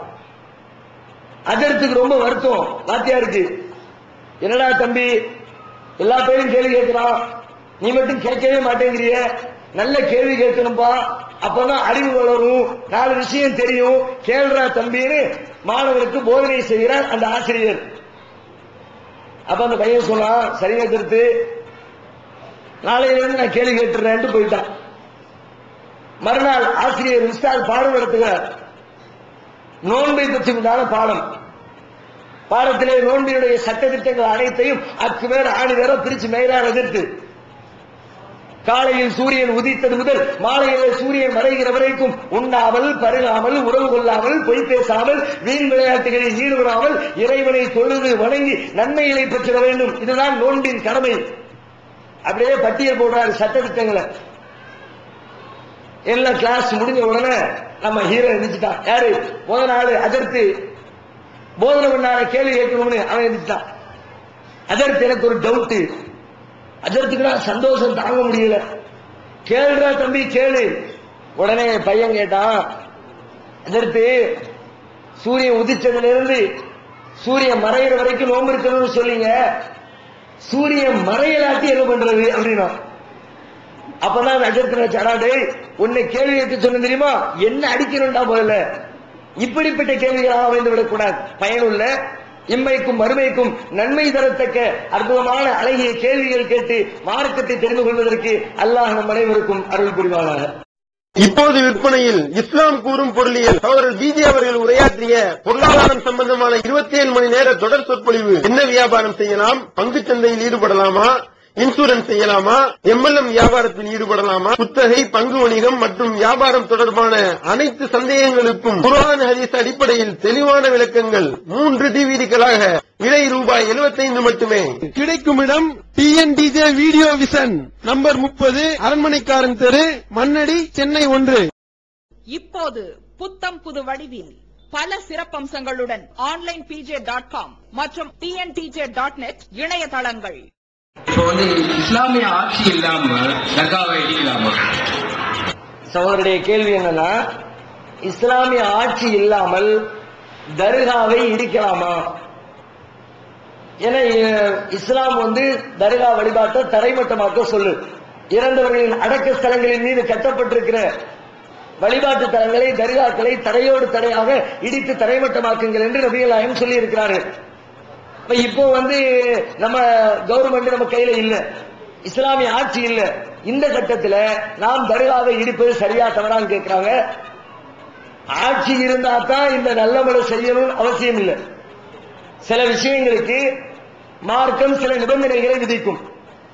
தொழ வேண்டும் என்று சொன்னால் ஒது செய்திருக்க வேண்டும். ஒது செய்யாதவன் சாப்பிடலாமான்னு கேட்கக்கூடாது, ஒது செய்யாதவன் தொழலாமான்னு கேட்கலாம். ஏன்? தொழுகைக்கு ஒது என்பது அவசியம். இப்படி ஒவ்வொரு சட்டத்திற்கும் ஒவ்வொரு விதமான நிபந்தனைகள் போடப்பட்டிருக்கும். அதே போன்று ஒரு ஊர்ல போர் செய்கிறோம், ஆயுதம் தாங்கி ஒருவரோடு ஒருவர் சண்டையிட்டு போரிடுவதாக இருந்தால் அதற்கு இஸ்லாம் ஒரு சட்டம் சொல்கிறது. நீ போர் செய்வதாக இருந்தால் உன்னிடத்திலே அரசாங்கம் இருக்க வேண்டும், கவர்மெண்ட் இருக்கணும். இஸ்லாமிய கவர்மெண்ட் இல்லாம கையில் ஆயுதத்தை நீ தூக்கக்கூடாது என்று இஸ்லாம் சொல்லுகிறது. இப்படி ஒவ்வொரு சட்டத்திற்கும் ஒவ்வொரு போதனைக்கும் ஒவ்வொரு நிபந்தனைகளை இஸ்லாம் வைக்கிறது. இன்னும் சில நிபந்தனை சட்டத்திட்டங்களுக்கு எந்த அளவுகோலும் கிடையாது, எந்த நிபந்தனையும் கிடையாது. அதை பின்பற்றுவதற்கு வாய்ப்பு இருந்தால் தாராளமாக பின்பற்ற வேண்டியதுதான். அந்த அடிப்படையில் இந்த தர்காவை இடிப்பதை பொறுத்த வரைக்கும் இஸ்லாமிய கவர்மெண்ட் இருந்தா தான் இடிக்கணும்னு சொல்லல. அங்கே சுற்றி இருக்கிறவர்கள் ஒத்துக்கொண்டால், அங்கே ஒரு மாற்றம் ஏற்பட்டு விட்டால், நாம் இடித்தால் அதை எதிர்த்து வரக்கூடியவர்களுடைய எதிர்ப்புகளை தாங்கிக் கொள்ளக்கூடிய சக்தி நமக்கு இருக்கும் என்று சொன்னால் தாராளமாக அந்த தர்காவை இடிப்பது மார்க்கத்தில் எந்த குற்றமும் இல்லை. உதாரணமா நீங்க நபி இப்ராஹிம் அலைஹிஸ்ஸலாத்தை எடுத்துக்கொள்ளுங்கள். இந்த தர்காவை போன்ற இன்னொரு வடிவம் பெற்றிருந்த ஒரு நிகழ்ச்சி சிலை வணக்கம். தர்காவும் கிட்டத்தட்ட இறைவனுக்கு இணை கற்பிக்கிற ஒரு வணக்க வழிபாடு. சிலைகளை வடித்து வணங்குபவர்கள் சிலர், தர்காவை வடித்து வணங்குபவர்கள் சிலர். இப்ராஹிம் அலைஹிஸ்ஸலாம் அவர்கள் அந்த சிலைகளையே உடைத்தார்கள். ஆனால் அவர்களுடைய காலத்தில் அங்கே இஸ்லாமிய கவர்மெண்ட் இல்லை. நபி இப்ராஹிம் அலைஹிஸ்ஸலாத்துடைய வாழ்க்கையில் அல்லாஹ் ரப்பல் ஆலமீன் நமக்கு ஒரு போதனையை சொல்கிறான். கது காலத்தினக்கும் உஸ்வத்துன் ஹஸனத்துன் ஃபீ இப்ராஹிம், இப்ராஹிமுடைய வாழ்க்கையிலே உங்களுக்கு அழகான முன்மாதிரி இருக்கிறது. அவருடைய வாழ்க்கையில என்ன முன்மாதிரி? பல்வேறு விஷயங்களின் முன்மாதிரி. அதுல ஒரு முன்மாதிரி இது போன்ற காரியங்களை இடைத்து தரைமட்டமாக்குவதற்கும் மார்க்கத்தில் அவர் நமக்கு முன்மாதிரியாக திகழ்கிறார். எனவே வாய்ப்பு வசதிகள் இருந்தால் நீங்க அதுல கை வச்சா உங்க கையை எடுக்க மாட்டான்ற ஒரு கண்டிஷன், ஒரு உத்தரவாதம் உங்களுக்கு கிடைத்தால் தாராளமாக போய் தர்காக்களை இடித்து தரைமட்டமாக்கி அங்கே பல்வேறு பள்ளிகளையோ அல்லது தொழுமிடங்களையோ அல்லது வேறு விதமான வணக்க வழிபாடுகளுக்கோ மக்களுக்கு பயன்படக்கூடிய கட்டிடங்களாகவோ அதை மாற்றுவதில் மார்க்கத்தில் எந்த ஒரு தப்பும் தவறும் இல்லை. வீட்டில் வந்து ரசூலுல்லாஹ்வுடைய சிறுநீர் இதில் சொன்னாங்க. அதுதான் இப்போ இந்த கேள்வி ஏன் வைக்கிறீங்க கேட்டீங்கன்னாக்க, அது பப்ளிக் மீட்டிங் போட்டு இதை சொல்லும் போது எத்தனை பேருக்கு அதுக்கு ஒரு சந்தேகங்கள் ஏற்பட்டிருக்கும். அது சரியான முறையில் அவங்க கேட்டுருக்கவங்களுக்கு வந்திருக்கலாம். அந்த நிலையில இருக்கிறதுனால அவங்களுக்கு கரெக்டான விளக்கத்தை சொல்லுவாங்க. அவங்களுடைய கேள்வி என்னன்னா, ஒரு நிகழ்ச்சியில ஒரு அறிஞர் பேசினாராம், நபிகள் நாயகம் ஸல்லல்லாஹு அலைஹி வஸல்லம் அவர்களுடைய சிறுநீரை ஒருவர் அருந்தினார் அப்படின்னு பேசுறாரு, இது சரியா? பல மக்களுக்கு போய் சேரக்கூடிய செய்தி, இதனுடைய உண்மை நிலவரம் என்னன்னு கேட்கிறாங்க. நபிகள் நாயகத்தை புகழுகிறோம் என்ற பெயரில் புகழ்வதற்கு லட்சோப லட்சம் தகவல்கள் நபிகள் நாயகத்தின் வரலாற்றிலே கொட்டி கிடக்கிறது. நபிகள் நாயகத்தின் வீரத்தை புகழலாம். அவர் மாதிரி ஒரு வீரனை, நெஜ வீரனை எவனும் பார்க்க முடியாது. சினிமா காட்சிகளில் போலி வீரர்களை நீங்க பார்த்திருப்பீங்க. ஒருத்தர் நின்றுட்டு 10 பேரை சூறையாடுவான். அவன் வீட்டுக்குள்ள 2 பேர் வந்தாமல பதுங்கி ஓடி ஒளிஞ்சிட்டு இருப்பான். நேச்சுரல் லைஃப்ல சினிமா திரைக்காட்சிகளில் வீரன் சொந்த வாழ்க்கையிலே கோழையாகி போவான். ஆனால் நேச்சுரலாகவே நிஜ வீரராக வாழ்ந்தவர்கள் நபிகள் நாயகம். அவர்களை புகழ்வதற்கு வீரத்தை பற்றி புகழலாம், அவருடைய தான தர்மத்தை புகழலாம், அவருடைய தியாகத்தை புகழலாம், அவருடைய இபாதத்தை புகழலாம், அவருடைய நளினத்தை புகழலாம், அவர்களுடைய நீதியை புகழலாம், அவர்களுடைய அரசாட்சியை புகழலாம். நபிகள் நாயகத்தை புகழ்ந்து கொண்டிருக்க வேண்டும் என்று சொன்னால் வருடம் முழுவதும் புகழ்வதற்கு ஆயிரக்கணக்கான தகவல்கள் நபிகள் நாயகத்தின் வாழ்க்கையிலே கொட்டி கிடக்கிறது. அதையெல்லாம் படிக்காம இவங்களா கற்பனை பண்ணி நபிகள் நாயகத்தை புகழ்கிறோம் என்ற பெயரில் நபிகள் நாயகத்தை இகழ்ந்து கொண்டிருக்கிறார்கள் இன்றைக்கு நம்முடைய ஆளுங்களில் ஒரு சிலர். அதை கேட்டாலே அசிங்கமா இருக்கும். அதையெல்லாம் சொல்லி நபிகள் நாயகத்தை உயர்வுபடுத்துறோம். என்னப்பா ரசூல்லா உடைய சிறப்பு? ரசூல்லாவுடைய சிறுநீர் ஒருத்தர் குடிக்கிற அளவுக்கு சிறுநீர் ரொம்ப சுத்தமா இருந்துச்சு. அது யார் சொன்னா? குர்ஆன்ல அல்லாஹ் சொல்லியிருக்கானா? அல்ல அல்லாஹ்வுடைய தூதர் சொல்லி தந்திருக்கிறாங்களா? அவர்களும் சாதாரண மனிதரை போன்றுதான் உடல் அமைப்பிலே இருந்தார்கள். அல்லாஹ்விடமிருந்து வேத வசனம் இறக்கி அருளப்பட்டது.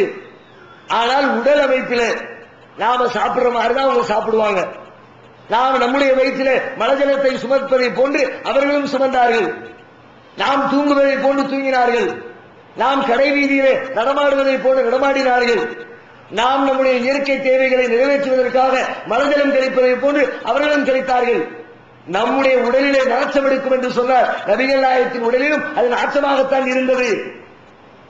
அப்படி இல்லை என்று சொன்னால் ரசூலுல்லாஹ் சொல்லி இருக்கணும், அல்லது குர்ஆன்ல அல்லாஹ் சொல்லி இருக்கணும். மற்ற ஆட்கள் மாதிரி நினைக்காத, ரசூலுல்லாஹ்வுக்கு டிஃபரெண்ட், அவங்க சொல்லாத ஒன்று இவர்களுக்கு எப்படி தெரிந்தது? இவங்களா கற்பனை பண்ணிக்கிட்டு நபியை புகழ்வதற்கு சொல்லக்கூடிய பொய் புனைந்துரைக்கப்பட்ட இட்டுக்கட்டப்பட்ட தகவல். இது மட்டுமில்லை, இது மாதிரி நிறைய நபிகள் நாயகத்தின் மீது பொய் சொல்லுகிறார்கள். இன்றைக்கு ரசூலுல்லாஹ் நடந்து போனா மேகம் குடம் பிடிக்குமா? ரசூலுல்லாஹ்வுக்கு வெயிலே படாதாம். ரசூலுல்லாஹ்வுடைய சிறப்பு. நபிகள் நாயகம் கழிவு மலஜலம் கழித்தால் அந்த மலஜலத்தை பூமி உடனே முழுங்கிக்குமா? வெளியில கிடக்காதான். நபிகள் நாயகத்தினுடைய சிறப்பு. இப்படி எல்லாம் நபிகள் நாயகத்தை புகழ்வதாக நினைத்துக் கொண்டு அசிங்க அசிங்கமான தகவல்களை பேசிக் கொண்டிருக்கிறார்கள். அது சம்பந்தமாக மார்க்கத்தில் எதுவும் சொல்லப்படவில்லை. அந்த விஷயத்திலே மற்ற மனிதர்களை போன்று சாதாரண மனிதராகத்தான் நபிகள் நாயகம் ஸல்லல்லாஹு அலைஹி வஸல்லம் அவர்கள் வாழ்ந்திருக்கிறார்கள்.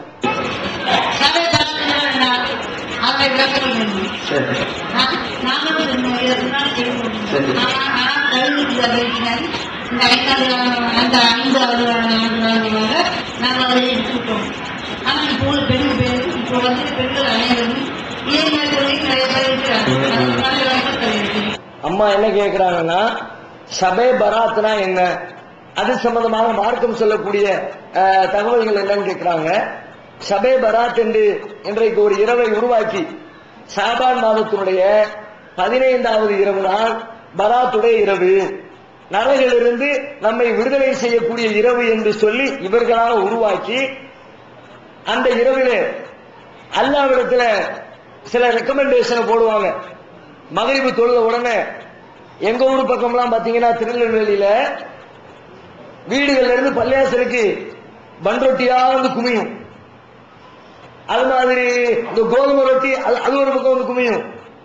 வாழைப்பழம் அது ஒரு பக்கம் வந்து குமியும், திராட்சை பழம் அது ஒரு பக்கம் வந்து குமியும்.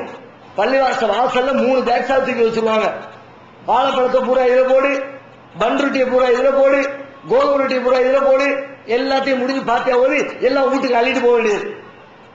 மகரிபுக்கு பிறகு 3 யாசீன் ஓதி, ஒரு யாசீன் என்னுடைய ஆயுள் விருத்திக்காக, ஒரு யாசீன் என்னுடைய செல்வ வளத்திற்காக அப்படின்னு சொல்லி 3 யாசீனை 3 தேவைகளுக்கு பிரித்து வைத்து யாசீனை ஓதிவிட்டு துவா செஞ்சு நைட்டு பூரா இபாதத்து செய்யக்கூடிய பழக்கம் இன்றைக்கு தமிழகத்தின் பல்வேறு பகுதிகளில் இருக்கிறது. முதலில் ஒன்றை புரிந்து கொள்ள வேண்டும். நாம் மார்க்கம் என்ற பெயரில் எந்த ஒரு காரியத்தை செய்வதாக இருந்தாலும் சரிதான், இது நமக்கு நன்மை தரும், அல்லாஹ் இதற்கு நற்கூலி தருவான் என்ற எண்ணத்தின் அடிப்படையில் எந்த ஒரு காரியத்தை செய்தாலும் அதை அல்லாஹ் திருமறையிலே சொல்லி இருக்க வேண்டும். அல்லது அல்லாஹ்வுடைய தூதர் நபிகள் நாயகம் ஸல்லல்லாஹு அலைஹி வஸல்லம் அன்னவர்கள் நமக்கு சொல்லி காட்டியோ அல்லது செய்து காட்டியோ சென்றிருக்க வேண்டும். அல்லாஹ் தனது திருமறையிலே சொல்லாத ஒன்று, நபிகள் நாயகம் தனது வாழ்க்கையிலே செய்யாத ஒன்று மார்க்கம் என்ற பெயரிலே யாரும் செய்யக்கூடாது. அவ்வாறு நீங்கள் செய்தால், ரசூலுல்லாஹ் செய்யாதத மார்க்கம் செஞ்சா அதற்கான கூலி என்ன தெரியுமா? நபிகள் நாயகம் சொல்கிறார்கள், நான் சொல்லாத ஒன்றை நீங்கள் செய்தால் அது வழிகேடு, அந்த வழிகேடு உங்களை நரகத்திலே கொண்டு போய் தள்ளும். சபை பராத்துங்கிற பேர்ல பக்தியோடு தலையில முக்காடு போட்டு நைட்ல யாசின் ஓதி பன்ருட்டி கொடுத்து கோதுமை ரொட்டி கொடுத்து பல்வேறு இபாதத்துகளை செய்யக்கூடிய நம்முடைய தாய்மார்கள் சகோதரிகள், நீங்கள் நன்மையை செய்யல, ஒரு தீமையை செய்றீங்க. சொர்க்கத்திற்கான பாதையை தேடல, நரகத்திற்கான பாதையை தேடுறீங்க. ஏன்? நபிகள் நாயகத்தின் வாழ்க்கையில சபை பராத் என்று ஒரு இரவை அவர்கள் சொல்லித் தரவில்லை. சபை பராத் என்று சொல்லி ஒரு நோன்பு கிடையாது, சபை பராத்துக்கு ஒரு இபாதத்து கிடையாது. அந்த இரவை பற்றி குர்ஆனிலும் ஹதீஸிலும் எந்த பேச்சுக்களும் கிடையாது.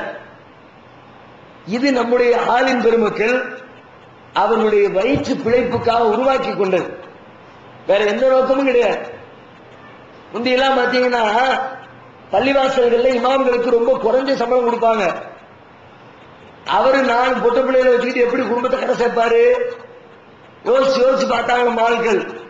இவங்கள்ட்ட முறையா சம்பளம் கேட்டா கொடுக்க மாட்டேங்கிறானுவோ, அதனால முறை தவறி இவன் தெரிஞ்சு பிடிங்கிற வேண்டியதான். நேரடியா கேட்டா தரமாட்டேங்கிறான், மறைமுகமா பிடிங்கிற வேண்டியதா? எப்படி? அந்த பார்ட்டியா இந்த பார்ட்டியா, அந்த இரவு இந்த இரவுன்னு சொல்லிவிட்டு என்னத்தையாவது ஒன்று உருவாக்கி ஒரு 10-15 பாத்தியா உருவாக்கி பாத்தியாவை ஓதி முடிச்ச உடனே கையில ஒரு 10.25 ரூபா 5.25 ரூபா கைமடக்கு வாங்கி வச்சு ஒரு 50 வீட்டுல போய் பாத்தியா ஓதியாச்சுன்னா கிடைச்சிரும் ஒரு 500 ரூபா. இந்த மாச பட்ஜெட்ல துண்டு விடாம கொண்டு போயிடலாம். இதற்குத்தான் இது உருவாக்கப்பட்டது. வேறு எந்த பின்னணியும் கிடையாது, வேறு எந்த நன்மைகளும் கிடையாது. நபிகள் நாயகம் தன்னுடைய 23 ஆண்டு கால வாழ்க்கையிலே ஒரு வருடத்தில் கூட சபை பராத் என்ற ஒரு இரவை கொண்டாடியது கிடையாது, யாசீன் ஓதியது கிடையாது. இன்னும் சொல்ல போனால் அதுல ஒரு யாசீன் எதுக்கு ஓதுவாங்கன்னா, நீண்ட காலம் உயிர் வாழ்வதற்கு ஒரு யாசீன் ஓதுவார்கள்.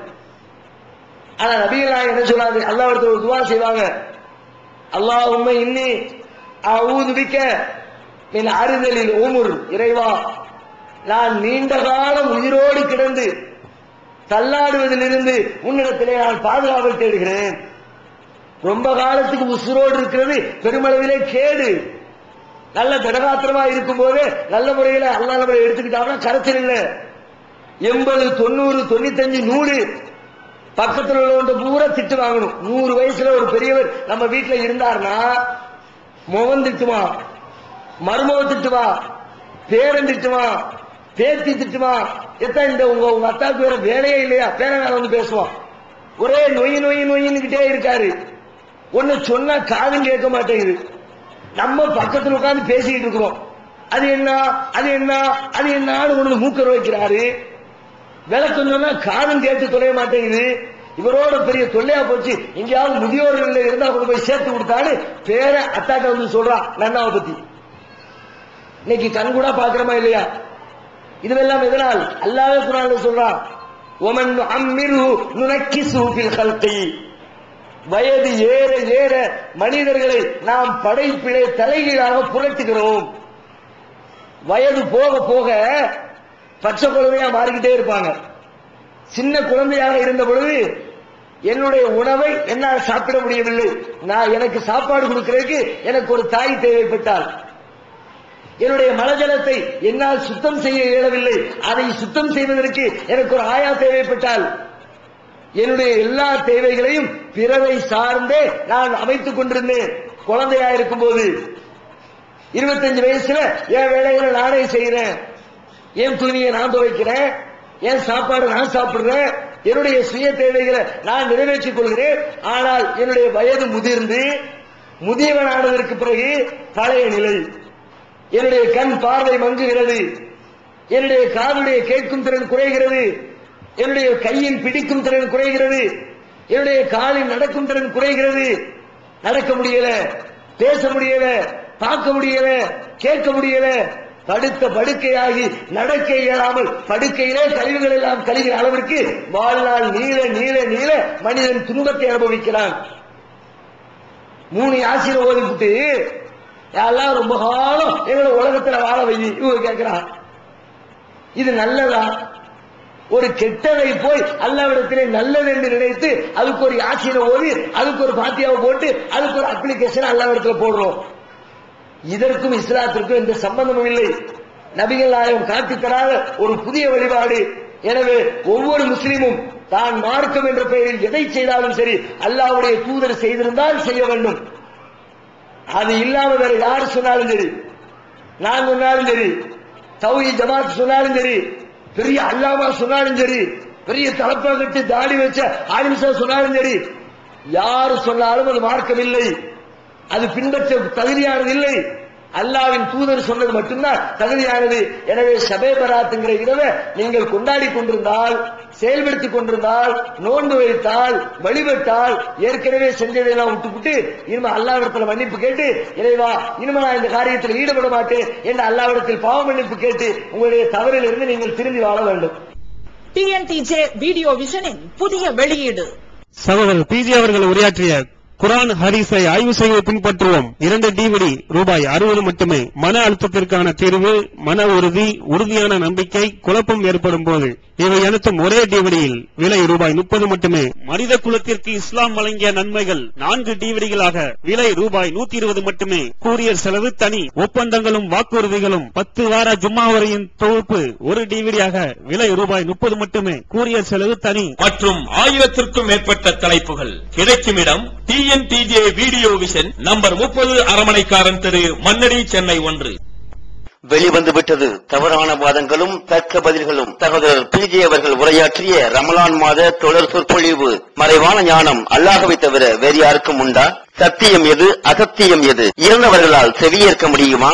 நபிமார்களுக்கு இறைவன் வழங்கியதையன்றி வேறு ஏதும் மறைவான ஞானங்கள் உண்டா? தர்கா, தரீகா வழிபாடுகள் சரியா? மனிதன் கடவுளாகி விட முடியுமா? தவறான கொள்கையில் இருப்பவர்களின் வாதங்களுக்கு குர்ஆன் ஹதீஸ் அடிப்படையில் அடுக்கடுக்கான தெளிவான சான்றுகளுடன் தக்க பதில்கள் 5 டிவிடிக்களாக விலை ரூபாய் 150 மட்டுமே. கிடைக்கும் இடம் டிஎன்டிஜே வீடியோ விஷன் நம்பர் 30 அரண்மனைக்காரன் தெரு, மண்ணடி, சென்னை 1. செல் 9500168989.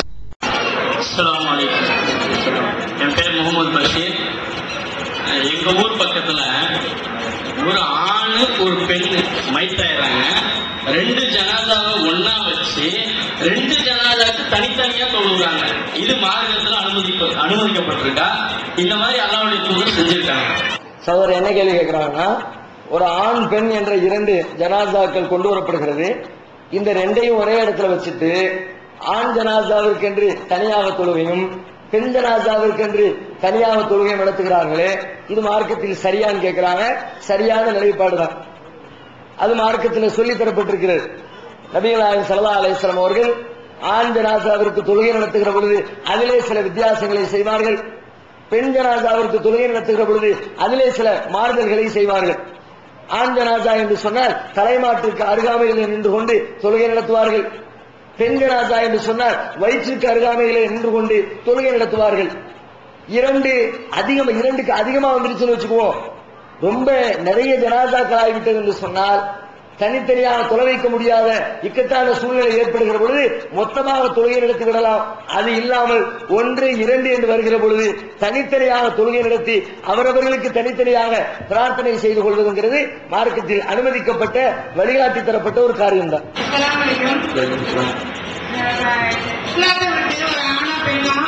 வெளியேறிட்டாங்கன்னா அவங்களுக்கு தாயத்து ரெண்டு சொத்துல பங்கு பண்ணலாம். அடுத்து தலாக்கு செஞ்சவங்களுக்கு யாரும் மவுத்து கூட போகக்கூடாதுன்னு சொல்றாங்க. அது தலாக்கு சொல்லப்பட்ட பெண்கள், விவாகரத்து செய்யப்பட்ட பெண்களை பொறுத்த வரைக்கும் அவர்கள் வெளியில செல்லக்கூடாது, ஒரு ஜனாசா நிகழ்ச்சியில் கூட பங்கேற்க கூடாது என்றெல்லாம் கட்டுப்பாடுகளை விதித்திருக்கிறார்களே, இது மார்க்கத்தில் உள்ளதுதானா அப்படின்னு கேட்கிறாங்க. மார்க்கத்தில் உள்ளது இல்லைங்க. விவாகரத்து தலாக்கு செய்யப்பட்ட பெண் என்று சொன்னால் அவர்கள் இத்தா இருக்க வேண்டும் என்று குர்ஆன் சொல்லுகிறது. இத்தான என்ன அர்த்தம்? இத்தா என்ற அரபி சொல்லுக்கு கணக்கிடுதல், எண்ணுதல். எண்ணுதல் நினைத்தல் இல்ல, கவுண்டிங், எண்ணுதல். அதுதான் அதுக்கு அர்த்தம். என்னத்தை எண்ணுறது? கல்லை மண்ணை அள்ளி போட்டு எழுதிட்டு இருக்கிற அது இல்ல.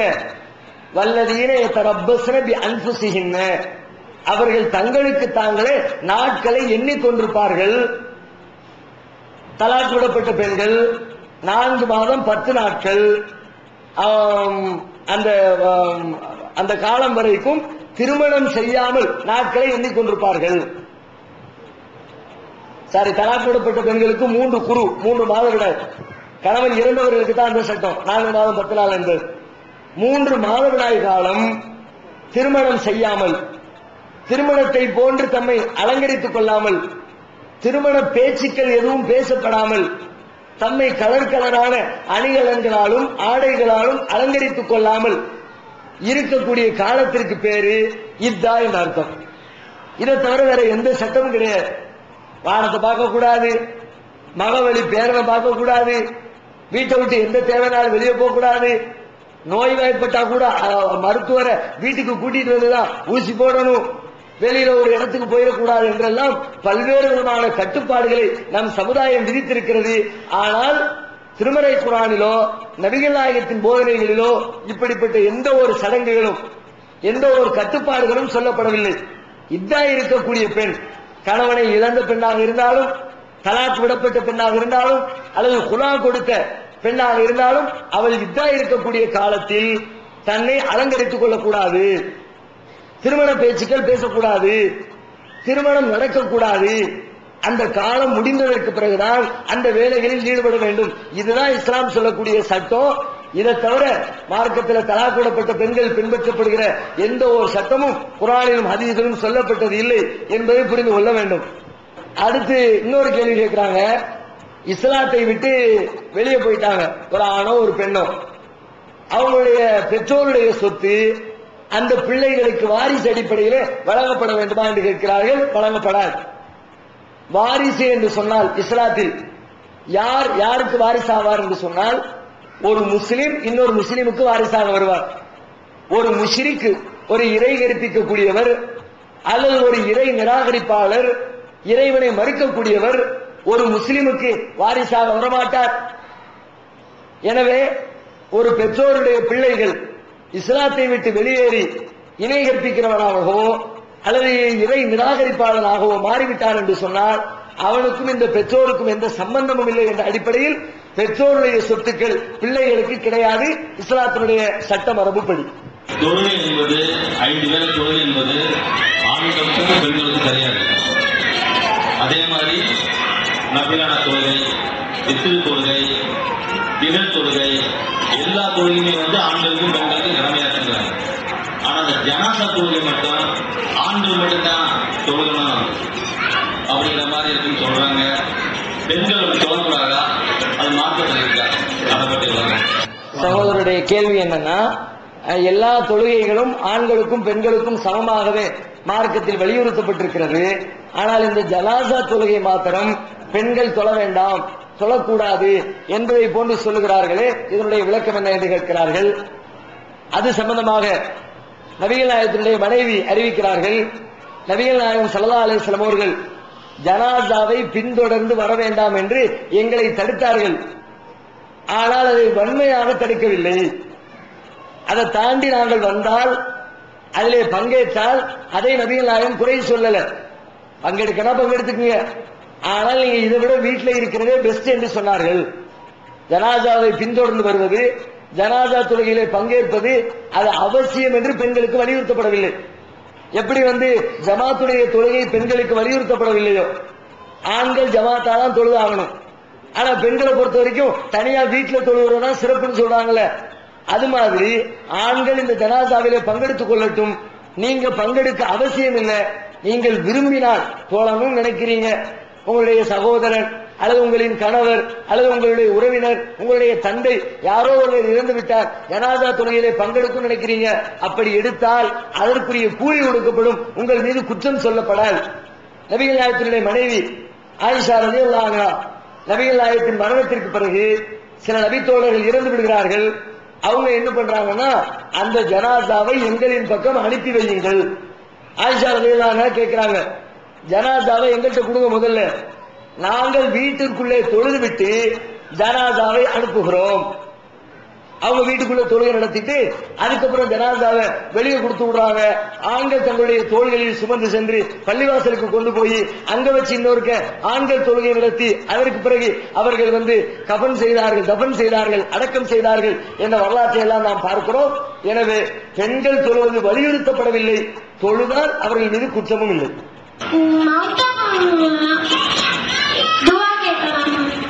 மௌத்தா இறந்து விட்டவர்களுக்காக துவா கேட்கலாம். இதுல ரெண்டு இருக்குது. துவானா ஃபாத்திஹாங்கிற ஸ்டைல்ல ஓதுற துவா ஒண்ணு இருக்குது. அவர்களுக்காக பிரார்த்தனை செய்வது, சாதாரணமா துவா செய்யறது, அது ஒண்ணு இருக்கு. ஃபாத்திஹாவை பொறுத்த வரைக்கும் அதுக்கும் மார்க்கத்துக்கும் சம்பந்தம் கிடையாது. அலம் சூரா ஓதி, குல் அல்லாஹ் ஓதி, குல் பிரபில் ஃபலக் ஓதி, குல் பிரபின் நாஸ் ஓதி, ஒரு யாசீனை ஓதி, அலிஃப் லாம்ல இருந்து குல் பிரபின் நாஸ் வரைக்கும் குர்ஆனை முழுசா ஓதி ஒரு சத்தத்தை முடிச்சு மொத்தமா கையேந்தி துவா செய்யறாங்களே, யா அல்லாஹ் இதை நீ சேர்த்துக்க, அவருடைய நன்மையில சேர்த்துக்க. கொரியர் சர்வீஸ் பண்ணாங்க பார்சல், இவங்க குர்ஆனை ஓதி ஓதி நன்மை பூரா அவருக்கு அனுப்பி வைக்கிறார். அப்படிப்பட்ட ஃபாத்திஹா என்ற செட்டப்பிலே ஓதப்படுகிற துவாவை பொறுத்த வரைக்கும் அது மார்க்கத்திலே இல்லாத ஒன்று. நபிகள் நாயகத்தின் காலத்தில் எத்தனை பேர் இறந்தார்கள். நபிகள் நாயகத்தினுடைய மனைவி ஹதீஜா ரலியல்லாஹு அன்ஹா நபிகள் நாயகம் உயிரோடு இருக்கிற பொழுதே இறந்தார்கள். நபிகள் நாயகத்தினுடைய மகள் ருக்கையா நபிகள் நாயகம் வாழுகிற பொழுதே இறந்தார்கள். நபிகள் நாயகம் நேசித்த எத்தனையோ தோழர்கள், நபிகள் நாயகத்தினுடைய பெரிய தந்தை ஹம்சா, இப்படி பல்வேறு நபி தோழர்கள் நபி வாழுகிற காலத்திலேயே மரணத்தை தழுவினார்கள், ஷஹீதானார்கள், கொல்லப்பட்டார்கள். யாருக்குமே ரசூலுல்லாஹ் ஃபாத்திஹா ஓதல, யாருக்குமே ரசூலுல்லாஹ் கத்தம் ஓதல, யாருக்குமே ரசூலுல்லாஹ் குல் ஹுவல்லாஹ் குல் பிரபில் ஃபலக் குல் பிரபின் நாஸ் ஓதி பார்சல் அனுப்பல. அப்படி ஒரு செட்டப் மார்க்கத்தில் இருக்கும் என்று சொன்னால் அதை முதலிலே நபிகள் நாயகம் செய்திருப்பார்கள். தன்னுடைய மனைவிக்கு செய்திருப்பார்கள், தன்னுடைய மகளுக்கு செய்திருப்பார்கள், தன்னுடைய பெரியத்தாவுக்கு செய்திருப்பார்கள், தன்னுடைய தோழர்களுக்கு செய்திருப்பார்கள். எனவே நபிகள் நாயகம் காட்டித் தராத ஃபாத்திஹா என்ற முறை மார்க்கத்தில் உள்ளது இல்லை. அதை ஓர விட்டீங்க. சாதாரணமா துவா செய்யறது இருக்குதா, அது வலியுறுத்தப்பட்டிருக்கிறது. அல்லாஹ் திருமறை குர்ஆன்ல சொல்லி காட்டுறான். நல்ல மூமின்களுடைய பண்புகளை பற்றி சொல்லுகிற பொழுது அவர்கள் அல்லாஹ்விடத்திலே பிரார்த்தனை செய்வார்கள். அல்லாஹும்ம ஃபிர் லனா வ லி இக்வானினா அல்லதீன சபகூனா பில் ஈமான். இறைவா, எங்களுடைய பாவத்தை நீ மன்னித்து விடு. இறை நம்பிக்கையிலே வாழ்ந்து எங்களை முந்தி சென்று விட்ட எங்களுடைய சகோதரர்களுடைய பாவத்தையும் நீ மன்னித்து விடு. இறந்துவிட்ட மூமின்களின் பாவத்தையும் மன்னித்து விடு என்று நல்ல மக்கள் அல்லாஹ்விடத்திலே பிரார்த்தனை செய்வார்கள் என்று அல்லாஹ் குர்ஆன்ல சொல்லி காட்டுகிறார். எனவே இறந்து விட்டவர்களுக்காக ஒவ்வொரு நேர தொழுகையிலும் ஒவ்வொரு இடத்திலும் நீங்கள் அல்லாஹ்விடத்திலே கையேந்தி, யா அல்லாஹ் அவருடைய மறுமை வாழ்க்கையை சிறப்பாக்கி வைப்பாயாக, அவருடைய பாவத்தை மன்னிப்பாயாக என்று பிரார்த்தனை செய்யுங்கள். அதற்குரிய பிரதிபலனை அல்லாஹ் அவருக்கு வழங்குவான். அது மார்க்கத்திலே சொல்லி தரப்பட்டிருக்கிறது.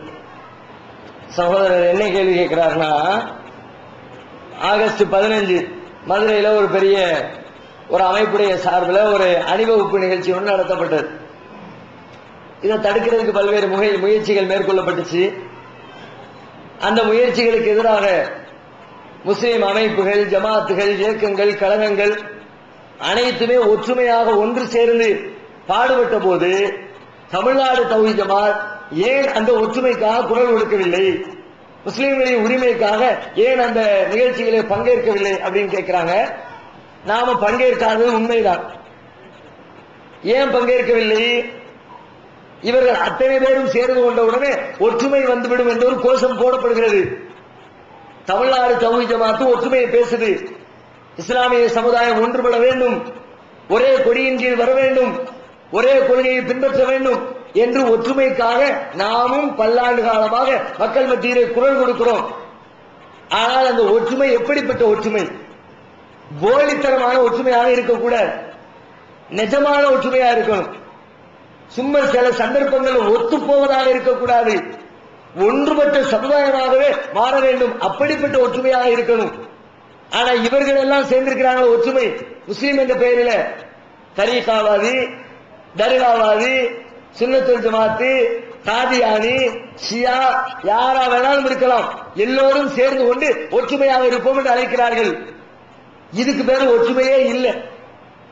இதுவெல்லாம் ஒருத்தரை ஒருத்தர் அடிச்சுக்கிட்டு சாகிறதுக்கான வழி. வெளிப்படையில பார்க்கும் போது வேண்டுமானா அது சரியா தெரியலாம். ஆனா இஸ்லாம் சொல்லக்கூடிய வழி என்ன தெரியுமா? இன்ன ஹாதிஹி உம்மத்துக்கும் உம்மத்தன் வாஹிதா வ அன ரப்புக்கும் ஃபஅபுதூன். இதோ இந்த சமுதாயம் ஒரே சமுதாயம். எந்த அடிப்படையிலே? வ அன ரப்புக்கும் ஃபஅபுதூன், நான் தான் உங்களின் இறைவன், என்னைத்தான் நீங்கள் வணங்க வேண்டும் என்பதிலே நீங்கள் அனைவரும் ஒற்றை சமுதாயம். அல்லாஹ் ஒருத்தன் தான் வணங்க தகுந்தவன், அவனது சட்டங்கள் மட்டுமே பின்பற்ற தகுந்தது என்ற கொள்கையின் அடிப்படையில் ஒன்றுபட வேண்டும். அந்த ஒற்றுமை தான் நீடிச்சு நினைச்சிருக்கும். அதைத்தான் அல்லாஹ் குர்ஆன்ல சொல்றான். ஆனா இவர்கள் சொல்லக்கூடிய ஒற்றுமை போலி ஒற்றுமை. நீ தர்காவாதியா இருந்துக்க, தரீகாவாதியா இருந்துக்க, அவுலியாக்கள்கிட்ட கையேந்திக்க, சாமிக்கு முன்னாடி போய் விழுந்துக்க, என்ன வேணாலும் செஞ்சுக்க, ஆனா முஸ்லீமின் பேரை மட்டும் வச்சுக்கிட்டா எங்க கூட வந்து சேர்ந்துரு. அப்படி சேர்ந்திருக்கிறதுனால என்ன புண்ணியம்? ஒரு இணை கற்பிக்கிறவன் உங்களோடு சேர்ந்ததால் உங்களுக்கு என்ன பிரயோஜனம்?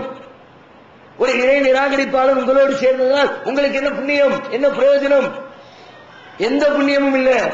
ஏதாவது பிரச்சனை வந்தா 4 நாளைக்கு சேர்ந்து நிற்போம், பிரச்சனை எல்லாம் முடிஞ்ச உடனே நீ நானும் அடிச்சுக்குவோம் உள்ளுக்குள்ள.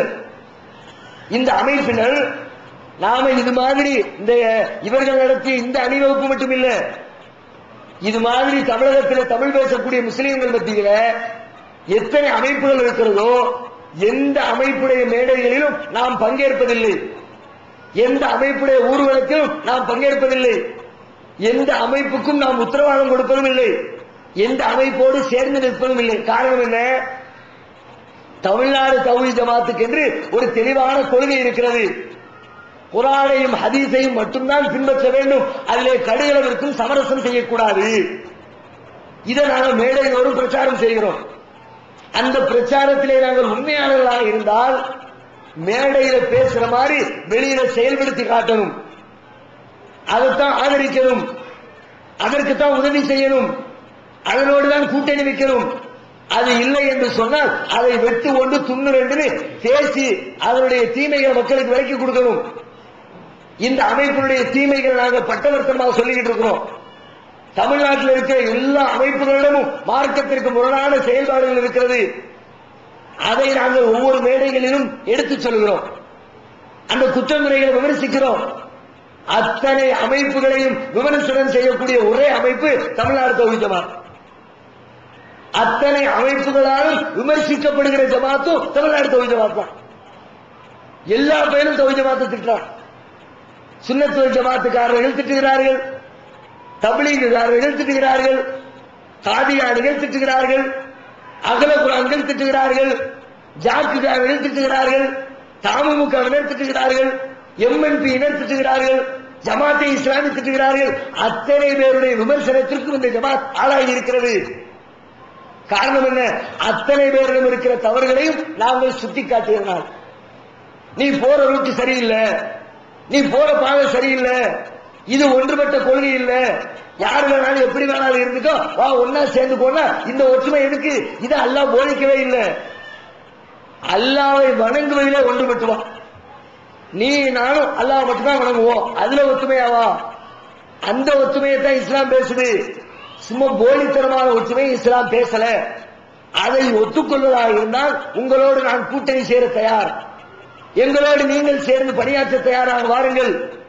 அதை ஒத்துக்கலையா, நீ விலகி போ, நான் விலகி போறேன், உனக்கு எனக்கு சம்மதம் இல்லை. இதுதான் தமிழ்நாடு தௌஹீத் ஜமாஅத்துடைய நிலைப்பாடு. அந்த அடிப்படையில் அங்கே நடந்த அந்த நிகழ்வுகள் மார்க்கத்திற்கு உட்பட்டவையா? அந்த அமைப்பு மார்க்கத்தின் பார்வையிலே சரியான வழியிலே நடைபெறக்கூடிய அமைப்பா? இந்தியாவில் உட்கார்ந்து ஜிஹாது பேசிட்டு இருக்கிறாங்க. இந்தியாவுடைய செட்டப் படி குர்ஆன் சொல்லுகிறது, கையிலே ஆயுதம் தாங்கி போராடுவதாக இருந்தால் இஸ்லாமிய அரசாங்கம் இருக்கிறவர்கள் தான் போரிட வேண்டும் என்று குர்ஆன் சொல்லுது. ஆனால் இந்தியாவில் உட்கார்ந்துக்கிட்டு இஸ்லாமிய கவர்மெண்ட் இல்லாமலே நான் போராட போறேன்னு மக்களை, இளைஞர்களை வெளியெடுத்துக் கொண்டிருக்கிறார்கள். பையத் என்ற பெயரில் இளைஞர்களை வெளியெடுக்கிறார்கள். இப்படி பல வழிகளிலும் மார்க்கத்திற்கு முரணான செய்திகளை மக்கள் மத்தியிலே பரப்பிக் கொண்டிருக்கிற ஒரு அமைப்பு. அந்த அமைப்போடு நாம போய் எப்படி கைகோர்க்க முடியும்? அது மட்டும் இல்ல, அந்த அமைப்பு அந்த அணிவகுப்பில் செஞ்ச பெரிய வேலை என்ன? அந்த வேலைக்காக நீங்க காரி துப்பட அமைப்பு. ஒற்றுமை பரிசு இல்லைங்க, அல்லாஹ்வுடைய மார்க்கம் பரிசு. நாங்களும் நீங்களும் ஒன்னா இருக்கிறத விட இஸ்லாம் உலகத்திலே நிலைநாட்டப்பட வேண்டும், அது பெருசா இல்லையா? நம்ம ரெண்டு பேரும் ஒன்னா இருந்துக்குவோம், இஸ்லாத்தை தூக்கி குழிக்குள்ள புதைச்சிருவோம்னா அந்த ஒற்றுமை எதுக்கு? இங்கே நடந்த ஒற்றுமை அந்த ஒற்றுமை எப்படி நடந்துச்சு? போஸ்டர், ஊரெல்லாம் போஸ்டர், சல்யூட். சல்யூட் எதுக்கு அடிக்கப்படுகிறது? சல்யூட் என்றால் வணக்கம் செலுத்துதல். ஒருத்தரை மரியாதையா வணங்குறதுக்கு சல்யூட் அடிப்பான். மனிதர்களுக்கு, பெரிய அதிகாரிகளுக்கு, மேனேஜர்களுக்கு, காவல்துறையிலே உயர் பதவி வகிப்பவர்களுக்கு, ராணுவத்துறையிலே உயர் பதவியில் இருப்பவர்களுக்கு சல்யூட் அடிச்சு வணக்கம் சொல்றான். மத்தவன் வணக்கம் சார் வணக்கம் சார் வாயில சொல்லுவான், இவன் வாயால சொல்லாம சல்யூட் அடிச்சு சொல்லுவான் வணக்கத்தை. இஸ்லாத்துடைய கோட்பாடு என்ன? லா இலாஹ இல்லல்லாஹ், வணக்கத்திற்குரியவன் அல்லாஹ்வை தவிர வேறு யாரும் இல்லை, வேறு எந்த மனிதனும் இல்லை, சந்திரன் இல்லை, சூரியன் இல்லை, உலகத்தில் படைக்கப்பட்ட எந்த படைப்புகளும் இல்லை, அல்லாஹ்வுக்கு மட்டும்தான் சல்யூட். சல்யூட் என்ற பேர்ல முஸ்லிமை பூரா கூட்டி கொண்டு போய் ஒற்றுமையா நிக்க விட்டிய. ஒற்றுமையாக நின்றதனால் நடந்தது என்ன? ஒற்றுமையாக நின்றதனால் இஸ்லாம் ஜெயித்ததா? இஸ்லாம் நடைமுறைப்படுத்தப்பட்டதா? இஸ்லாத்திற்கு நற்பெயர் கிடைத்ததா? எல்லாம் ஒத்துமையாக இஸ்லாத்தை குழி தோண்டி புதைச்சிருக்கிறாங்க. இந்த கூட்டணி கூட போய் நம்ம கை கொடுக்க முடியுமா? வெகுண்டு எழலும் ஒவ்வொரு முஸ்லிமும், அட பாவிகளா, இஸ்லாத்தின் பெயரை சொல்லி இஸ்லாத்தினுடைய அடிப்படை தாரக மந்திரத்திற்கு எதிராக செயல்படுகிறார்கள் என்று கொந்தளிச்சு போயிருக்கணும். அந்த அடிப்படையில் தான் நாம இது மாதிரி அக்கிரமத்திற்கு துணை போக மாட்டோம். நேர்மை, திருமறை குர்ஆனுடைய போதனை, கடுகளவிற்கு கூட அதிலே நாங்கள் சமரசம் செய்து கொள்ள மாட்டோம் என்று உறுதியாக இருக்கிற காரணத்தினால் அந்த அணிவகுப்பில் நாங்கள் பங்கேற்கிற. மற்றபடி தனிப்பட்ட முறையில் அவர்களுக்கும் எங்களுக்கும் எந்த குரோதமும் இல்லை என்பதை தெரிவித்துக் கொள்ளுங்கள். அஸ்ஸலாமு அலைக்கும். சூரத்துல் நூர்ல 24வது அத்தியாயம், அதுல அல்லாஹ் சொல்றான், ஒரு நாட்டின் மீது போர் செய்து அந்த போரின் போது அகதிகளாக கைதிகளாக பிடிக்கப்பட்ட பெண்களிடம் நீங்க அவர்களின் அனுமதி இல்லாமல் விபச்சாரத்திற்கு நெருங்காதீர்கள் அப்படின்னு அல்லாஹ் சொல்றான். அதே வசனத்துல அல்லாஹ் சொல்றான், அப்படி நீங்க அவர்கள் அனுமதி இல்லாமல் நெருங்கினாலும் அது உங்கள் மீது குற்றம் இல்லை, அல்லாஹ் உங்களை மன்னிச்சிடுவான் அப்படின்னு சொல்றான். இந்த மாதிரி சொல்றதுனால இது எல்லா தவறுக்கும் அடிப்படையாக அமைந்து விடாதா? என்ன தவறு செய்தாலும் அல்லாஹ் தாலா நம்மளை மன்னிச்சிடுவான் அப்படின்னு மற்றவங்க நினைப்பதற்கு இது வாய்ப்பாக அமைந்து விடாதா? சகோதரி என்ன கேட்கிறாங்கன்னா, போர்க்களத்தில் அடிமையாக பிடிக்கப்பட்ட பெண் கைதிகளிடத்தில் உறவு கொள்வது என்பது மார்க்கத்தில் தடுக்கப்பட்டதில்லை. குர்ஆன் அப்படி சொல்லுகிறது. ஏன் இஸ்லாம் இப்படி சொல்லுது அப்படின்னா, அதற்கு நியாயமான பல காரணங்கள் உண்டு. அந்த காலத்தில் அடிமை முறை என்பது உலகத்திலே இருந்தது.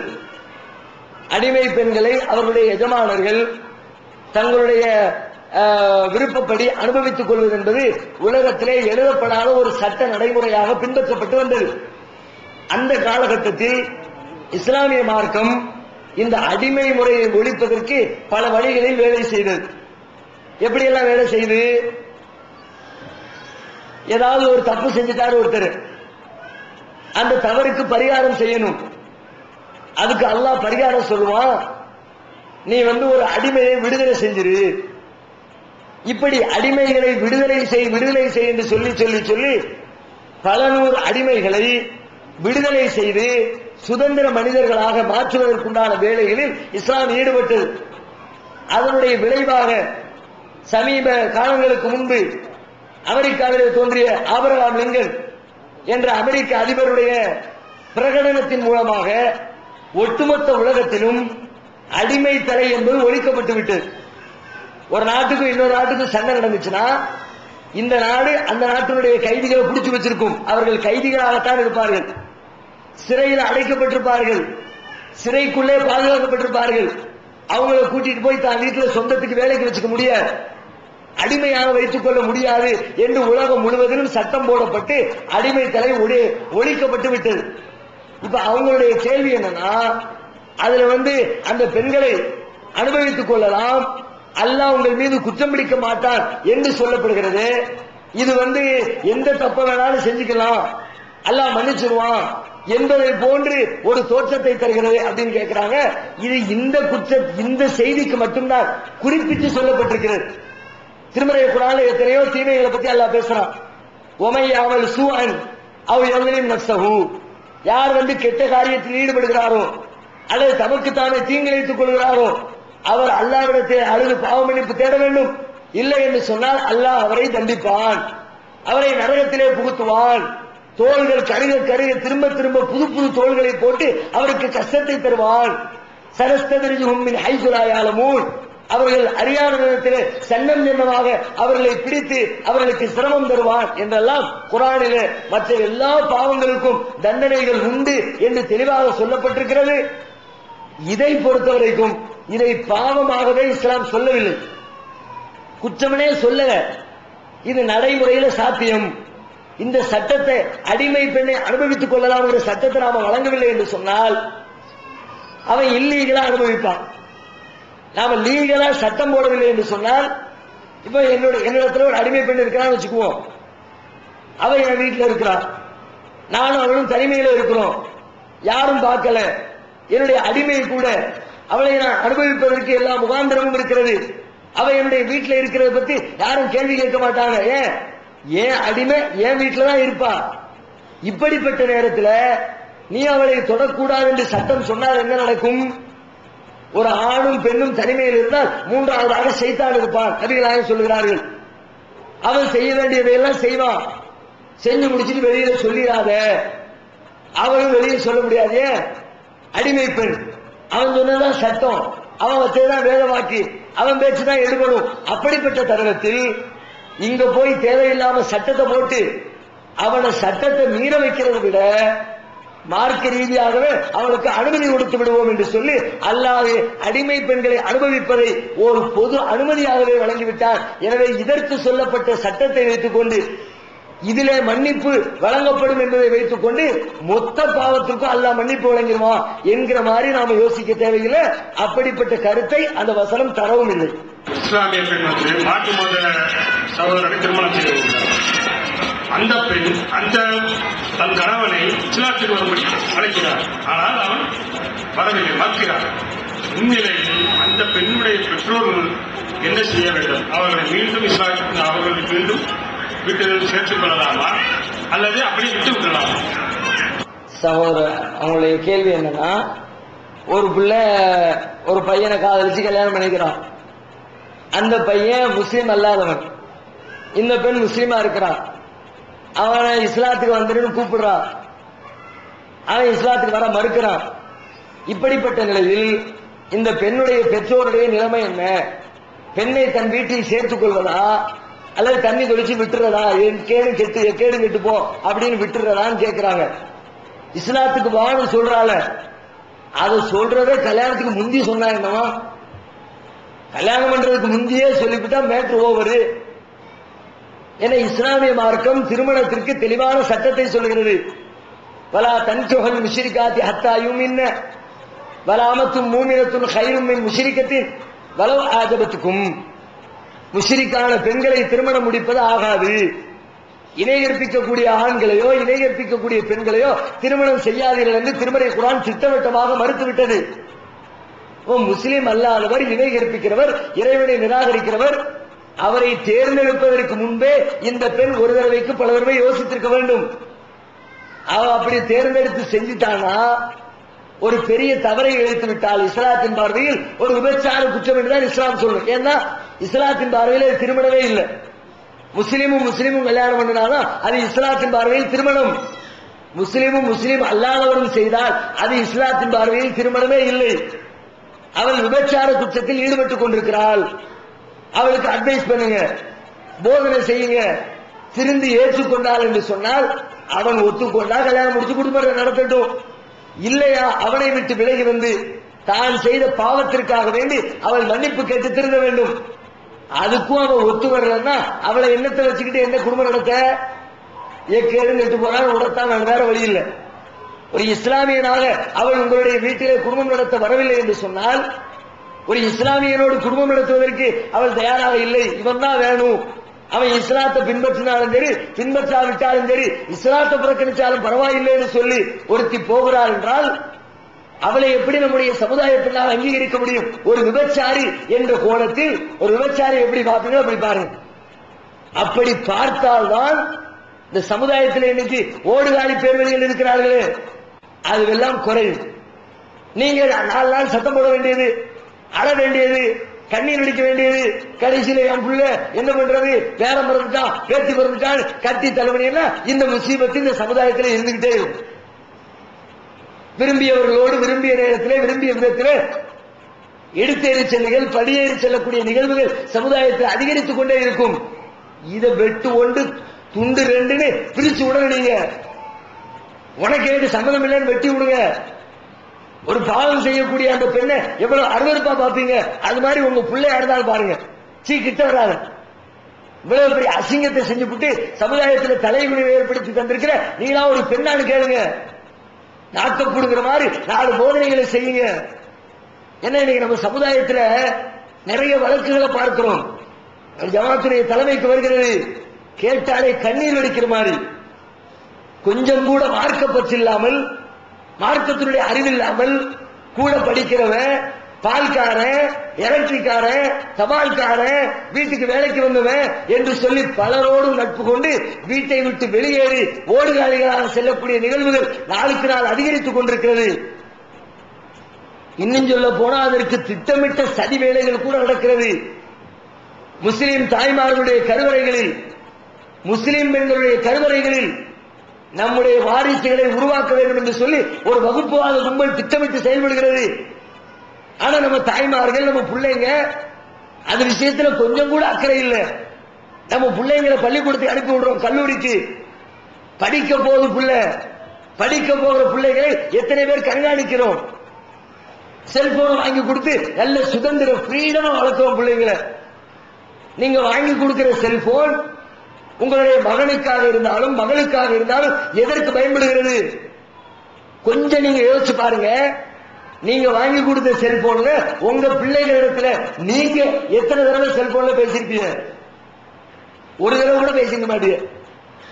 காலையில 8 மணிக்கு வீட்டை விட்டு கிளம்புறா, வீட்டு வாசல்ல பஸ் வந்து நிக்குது, பஸ்ல ஏறி காலேஜ்ல போய் இறங்குறா, 4 மணிக்கு அங்க இருந்து பஸ் வீட்டு வாசல்ல வந்து இறங்குது. இதுக்கு இடையில எதுக்கு செல்போன் கேட்கிறேன்? ஏதாவது ஆத்திர அவசரம்னா தொடர்பு கொள்ளணும்ல, அதுக்கு தான் பிள்ளைக்கு செல்போனு. காலேஜ தொடர்பு கொள்ளு, அலுவலகத்தை தொடர்பு கொள்ளு, கல்லூரியில செய்தியை சொல்லு, இந்த வகுப்பு படிக்கிற பிள்ளைகிட்ட இந்த செய்தியை சொல்ல சொல்லு. செல்போனை கொடுத்து இந்த சமுதாயத்துடைய தாய்மார்கள் பெற்றோர்கள் தங்களுடைய பிள்ளைகளை கெடுக்கிறீர்கள். கவனமா பாருங்க. ஆம்பளை பிள்ளையா இருந்தாலும் சரி, பெண் குழந்தையா இருந்தாலும் சரி, உங்களுடைய பிள்ளைகளுடைய நடவடிக்கைகளை நீங்கள் கவனிக்க வேண்டும். ஏன்னா அவங்க வயசு அப்படி, தவறு செய்வதற்கான சூழ்நிலை, பள்ளிக்கூடத்திலே தனிமை, 2 வகுப்பாரும் கலந்து படிக்கக்கூடிய வாய்ப்புகள், தன்னந்தனியாக சந்தித்துக் கொள்வதற்கான வாய்ப்பு வசதிகள், கெட்டு போவதற்குண்டான சூழ்நிலை அனைத்தும், வாசல்கள் அனைத்தும் இன்றைக்கு திறந்து வைக்கப்பட்டிருக்கிறது. இந்த இடத்துல ஒரு ஆணோ ஒரு பெண்ணோ தன்னுடைய கற்பை காத்துக்கொண்டு வாழ்வதுங்கிறது சிரமம். அப்படிப்பட்ட சிரமமான காலகட்டத்தில் பிள்ளைகள் வழிதவறி செல்லாமல் பாதுகாக்க வேண்டிய கடமை ஒவ்வொரு பெற்றோருக்கும் இருக்கிறது.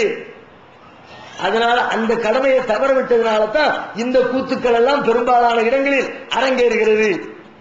அது மட்டும் இல்ல, மார்க்கத்தை சொல்லுங்க. உங்க பிள்ளைகளிடத்துல மார்க்கத்தை பத்தி பேசுங்க, கருப்பு ஒழுக்கத்தை பத்தி பேசுங்க, அவருடைய அவசியத்தை பேசுங்க. கூட படிக்கிற நண்பன் என்ற பெயரில் பாய் ஃப்ரெண்டு கேர்ள் ஃப்ரெண்டுன்னு அடுத்த பிள்ளைகளோட பேசுவதை தவறு என்று சொல்லி உங்களுடைய பிள்ளைகளுக்கு சுட்டிக்காட்டுங்கள். நபிகள் நாயகம் சொன்னாங்களே, ஒரு ஆணும் ஒரு பெண்ணும் தனிச்சிருந்தா மூணாவது ஷைத்தா இருக்கிறான், கண்டிப்பா இருப்பான். நாங்க அப்படியெல்லாம் இல்ல, நாங்க ஃப்ரெண்டா தான் பழகணும். அந்த பேச்சுக்கே இஸ்லாத்துல இடம் இல்லை. ஆரம்பத்தில் நீ ஃப்ரெண்டு தான், அதுக்கப்புறம் தான் வேலையை காட்டுவான் ஷைத்தான். இப்ப ஷைத்தான் உன் கூடயே உட்கார்ந்துகிட்டு இருக்கிறான். அதையெல்லாம் கவனத்தில் கொண்டு உங்களுடைய பிள்ளைகளுக்கு நீங்கள் போதனை நபிகள் சொன்னாங்க, ஒரு பெற்றோர் தன்னுடைய பிள்ளைகளுக்கு கொடுக்கக்கூடிய கொடைகளில் மிகச் சிறந்த கொடை நல்லொழுக்கம் என்ற கொடை. நல்ல ஒழுக்கத்தை போதனையை கற்பீங்க. வீட்டில் உட்கார்ந்து டிவி பார்க்கறதுக்கு நம்முடைய பிள்ளைகளை எல்லாம் சேர்த்து வச்சுட்டு படம் பார்க்கிறோம். எத்தனை பேர் மார்க்க விளக்கு சீடிகளை போட்டு பார்த்திருப்போம், மார்க்க விளக்கு நிகழ்ச்சிகளை போட்டு பார்த்திருப்போம். நம்ம கூட உட்கார்ந்து பார்க்க சொல்லி நம்முடைய பிள்ளைகளை ஏவி இருப்போம். ஊருக்கெல்லாம் பல பேர் உபதேசம் பண்றோம். நம்முடைய வீடுகளில் மார்க்கத்தை பத்தி வாயை திறக்கிறது இல்லை. மார்க்க அறிவில்லாத காரணத்தினால் இப்படிப்பட்ட தவறுகள் நாளுக்கு நாள் வளர்ந்து கொண்டிருக்கிறது. எனவே அந்த தவறுகளை தடுக்க வேண்டிய கடமை ஒவ்வொரு பெற்றோருக்கும் இருக்கிறது என்பதை நீங்கள் புரிந்து கொள்ள வேண்டும். அப்படி ஒரு வேளை உங்களுடைய கைமீறி சென்று விட்டால் அந்த முசீபத்தை அவுத்து விடுங்க. வேற என்ன சொல்றது? ஒரு தப்பான நடவடிக்கைக்கு போயிட்டு அந்த பெண்ணை திரும்ப கூட்டி கொண்டு உட்கார வச்சு உங்க வீட்டில் இருக்கிற மற்ற பிள்ளைகளையும் நீங்க கெடுக்க போறீங்களா? அதனால இஸ்லாம் அதற்கு தனியாக ஒரு சட்டத்தை சொல்லித் தரல. அதை தவறு, ஒரு அசிங்கம் அது என்று அவளுக்கு உணர்த்த நினைத்தால் அவளுடைய உறவை கொஞ்ச நாளைக்கு கட் பண்ணி வைங்க. அவள் அந்த தவறை விளங்கி திரும்பி பாவ மன்னிப்பு கேட்பதற்கு ஒரு வாய்ப்பாக அமையும். அப்படி யாரும் இருந்தால் நீங்க அதற்கான அந்த முகவரியை கொண்டு வந்து ஜமாத்து மதுரை மாவட்ட தமிழ்நாடு தௌஹீத் ஜமாத் அணுகுங்க. இன்ஷா அல்லாஹ் அதிலே அவர்களுக்கு நேர்வழி கிடைப்பதற்காக வேண்டி ஜமாத் தம்மால் முடிந்த உதவிகளை போதனைகளை செய்யும் இன்ஷா அல்லாஹ். தமிழ்நாடு தௌஹீத் ஜமாஅத்தின் ஆதரவற்றோர் இல்லம் இறைவனுக்கு செய்ய வேண்டிய கடமைகளுக்கு அடுத்தபடியாக பெற்றோரை பேணுவது பற்றி இஸ்லாம் அதிகமாக வலியுறுத்துகிறது. பெற்றோரை பேணாதவர்கள் மறுமையில் வெற்றி பெற முடியாது என்று இஸ்லாம் அறிவுறுத்துகிறது. ஆயினும் இஸ்லாத்தின் இந்த கட்டளையை சில முஸ்லிம்கள் அலட்சியம் செய்து பெற்றோரை வீட்டை விட்டு விரட்டுகின்றனர், பெற்றோரை பிச்சைக்காரர்களாக மாற்றுகின்றனர். இந்த அவல நிலைக்கு பரிகாரம் காணும் வகையில் முதியோர் ஆதரவு இல்லத்தை தமிழ்நாடு தௌஹீத் ஜமாஅத் நடத்துகிறது. தாயன்புடன் உணவு, உடை, மருத்துவம் உள்ளிட்ட 24 மணி நேரமும் செவிலியருடன் கூடிய பராமரிப்பு மற்றும் தனி ஆம்புலன்ஸ் வசதி இவை அனைத்தும் முற்றிலும் இலவசமாக செய்து தரப்படுகிறது. அனாதைகளை அரவணைப்பவரும் நானும் சொர்க்கத்தில் இணைந்திருப்போம் என்ற நபிகள் நாயகம் ஸல்லல்லாஹு அலைஹி வஸல்லம் அவர்களின் அமுத மொழியை ஏற்று அனாதைகளை அரவணைக்கும் இல்லமும் தமிழ்நாடு தௌஹீத் ஜமாஅத் நடத்தி வருகிறது. இப்பணியை தொடர்ந்து செய்திட உங்கள் நன்கொடைகளையும் ஜகாத்தையும் தாராளமாக வாரி வழங்குமாறு கேட்டுக் கொள்கிறோம். உங்களது நன்கொடைகளை டிடியாகவோ செக்காகவோ மணி ஆர்டராகவோ அனுப்பலாம். டிடி அனுப்புபவர்கள் தமிழ்நாடு தௌஹீத் ஜமாஅத் வங்கி கணக்கு எண் 7882748227 இந்தியன் வங்கி மண்ணடி கிளை என்ற பெயரில் எடுத்து அனுப்ப வேண்டிய முகவரி தமிழ்நாடு தௌஹீத் ஜமாஅத் மாநில தலைமையகம் 30 அரண்மனைக்காரன் தெரு மண்ணடி சென்னை 1. போன் 044252152226. Allah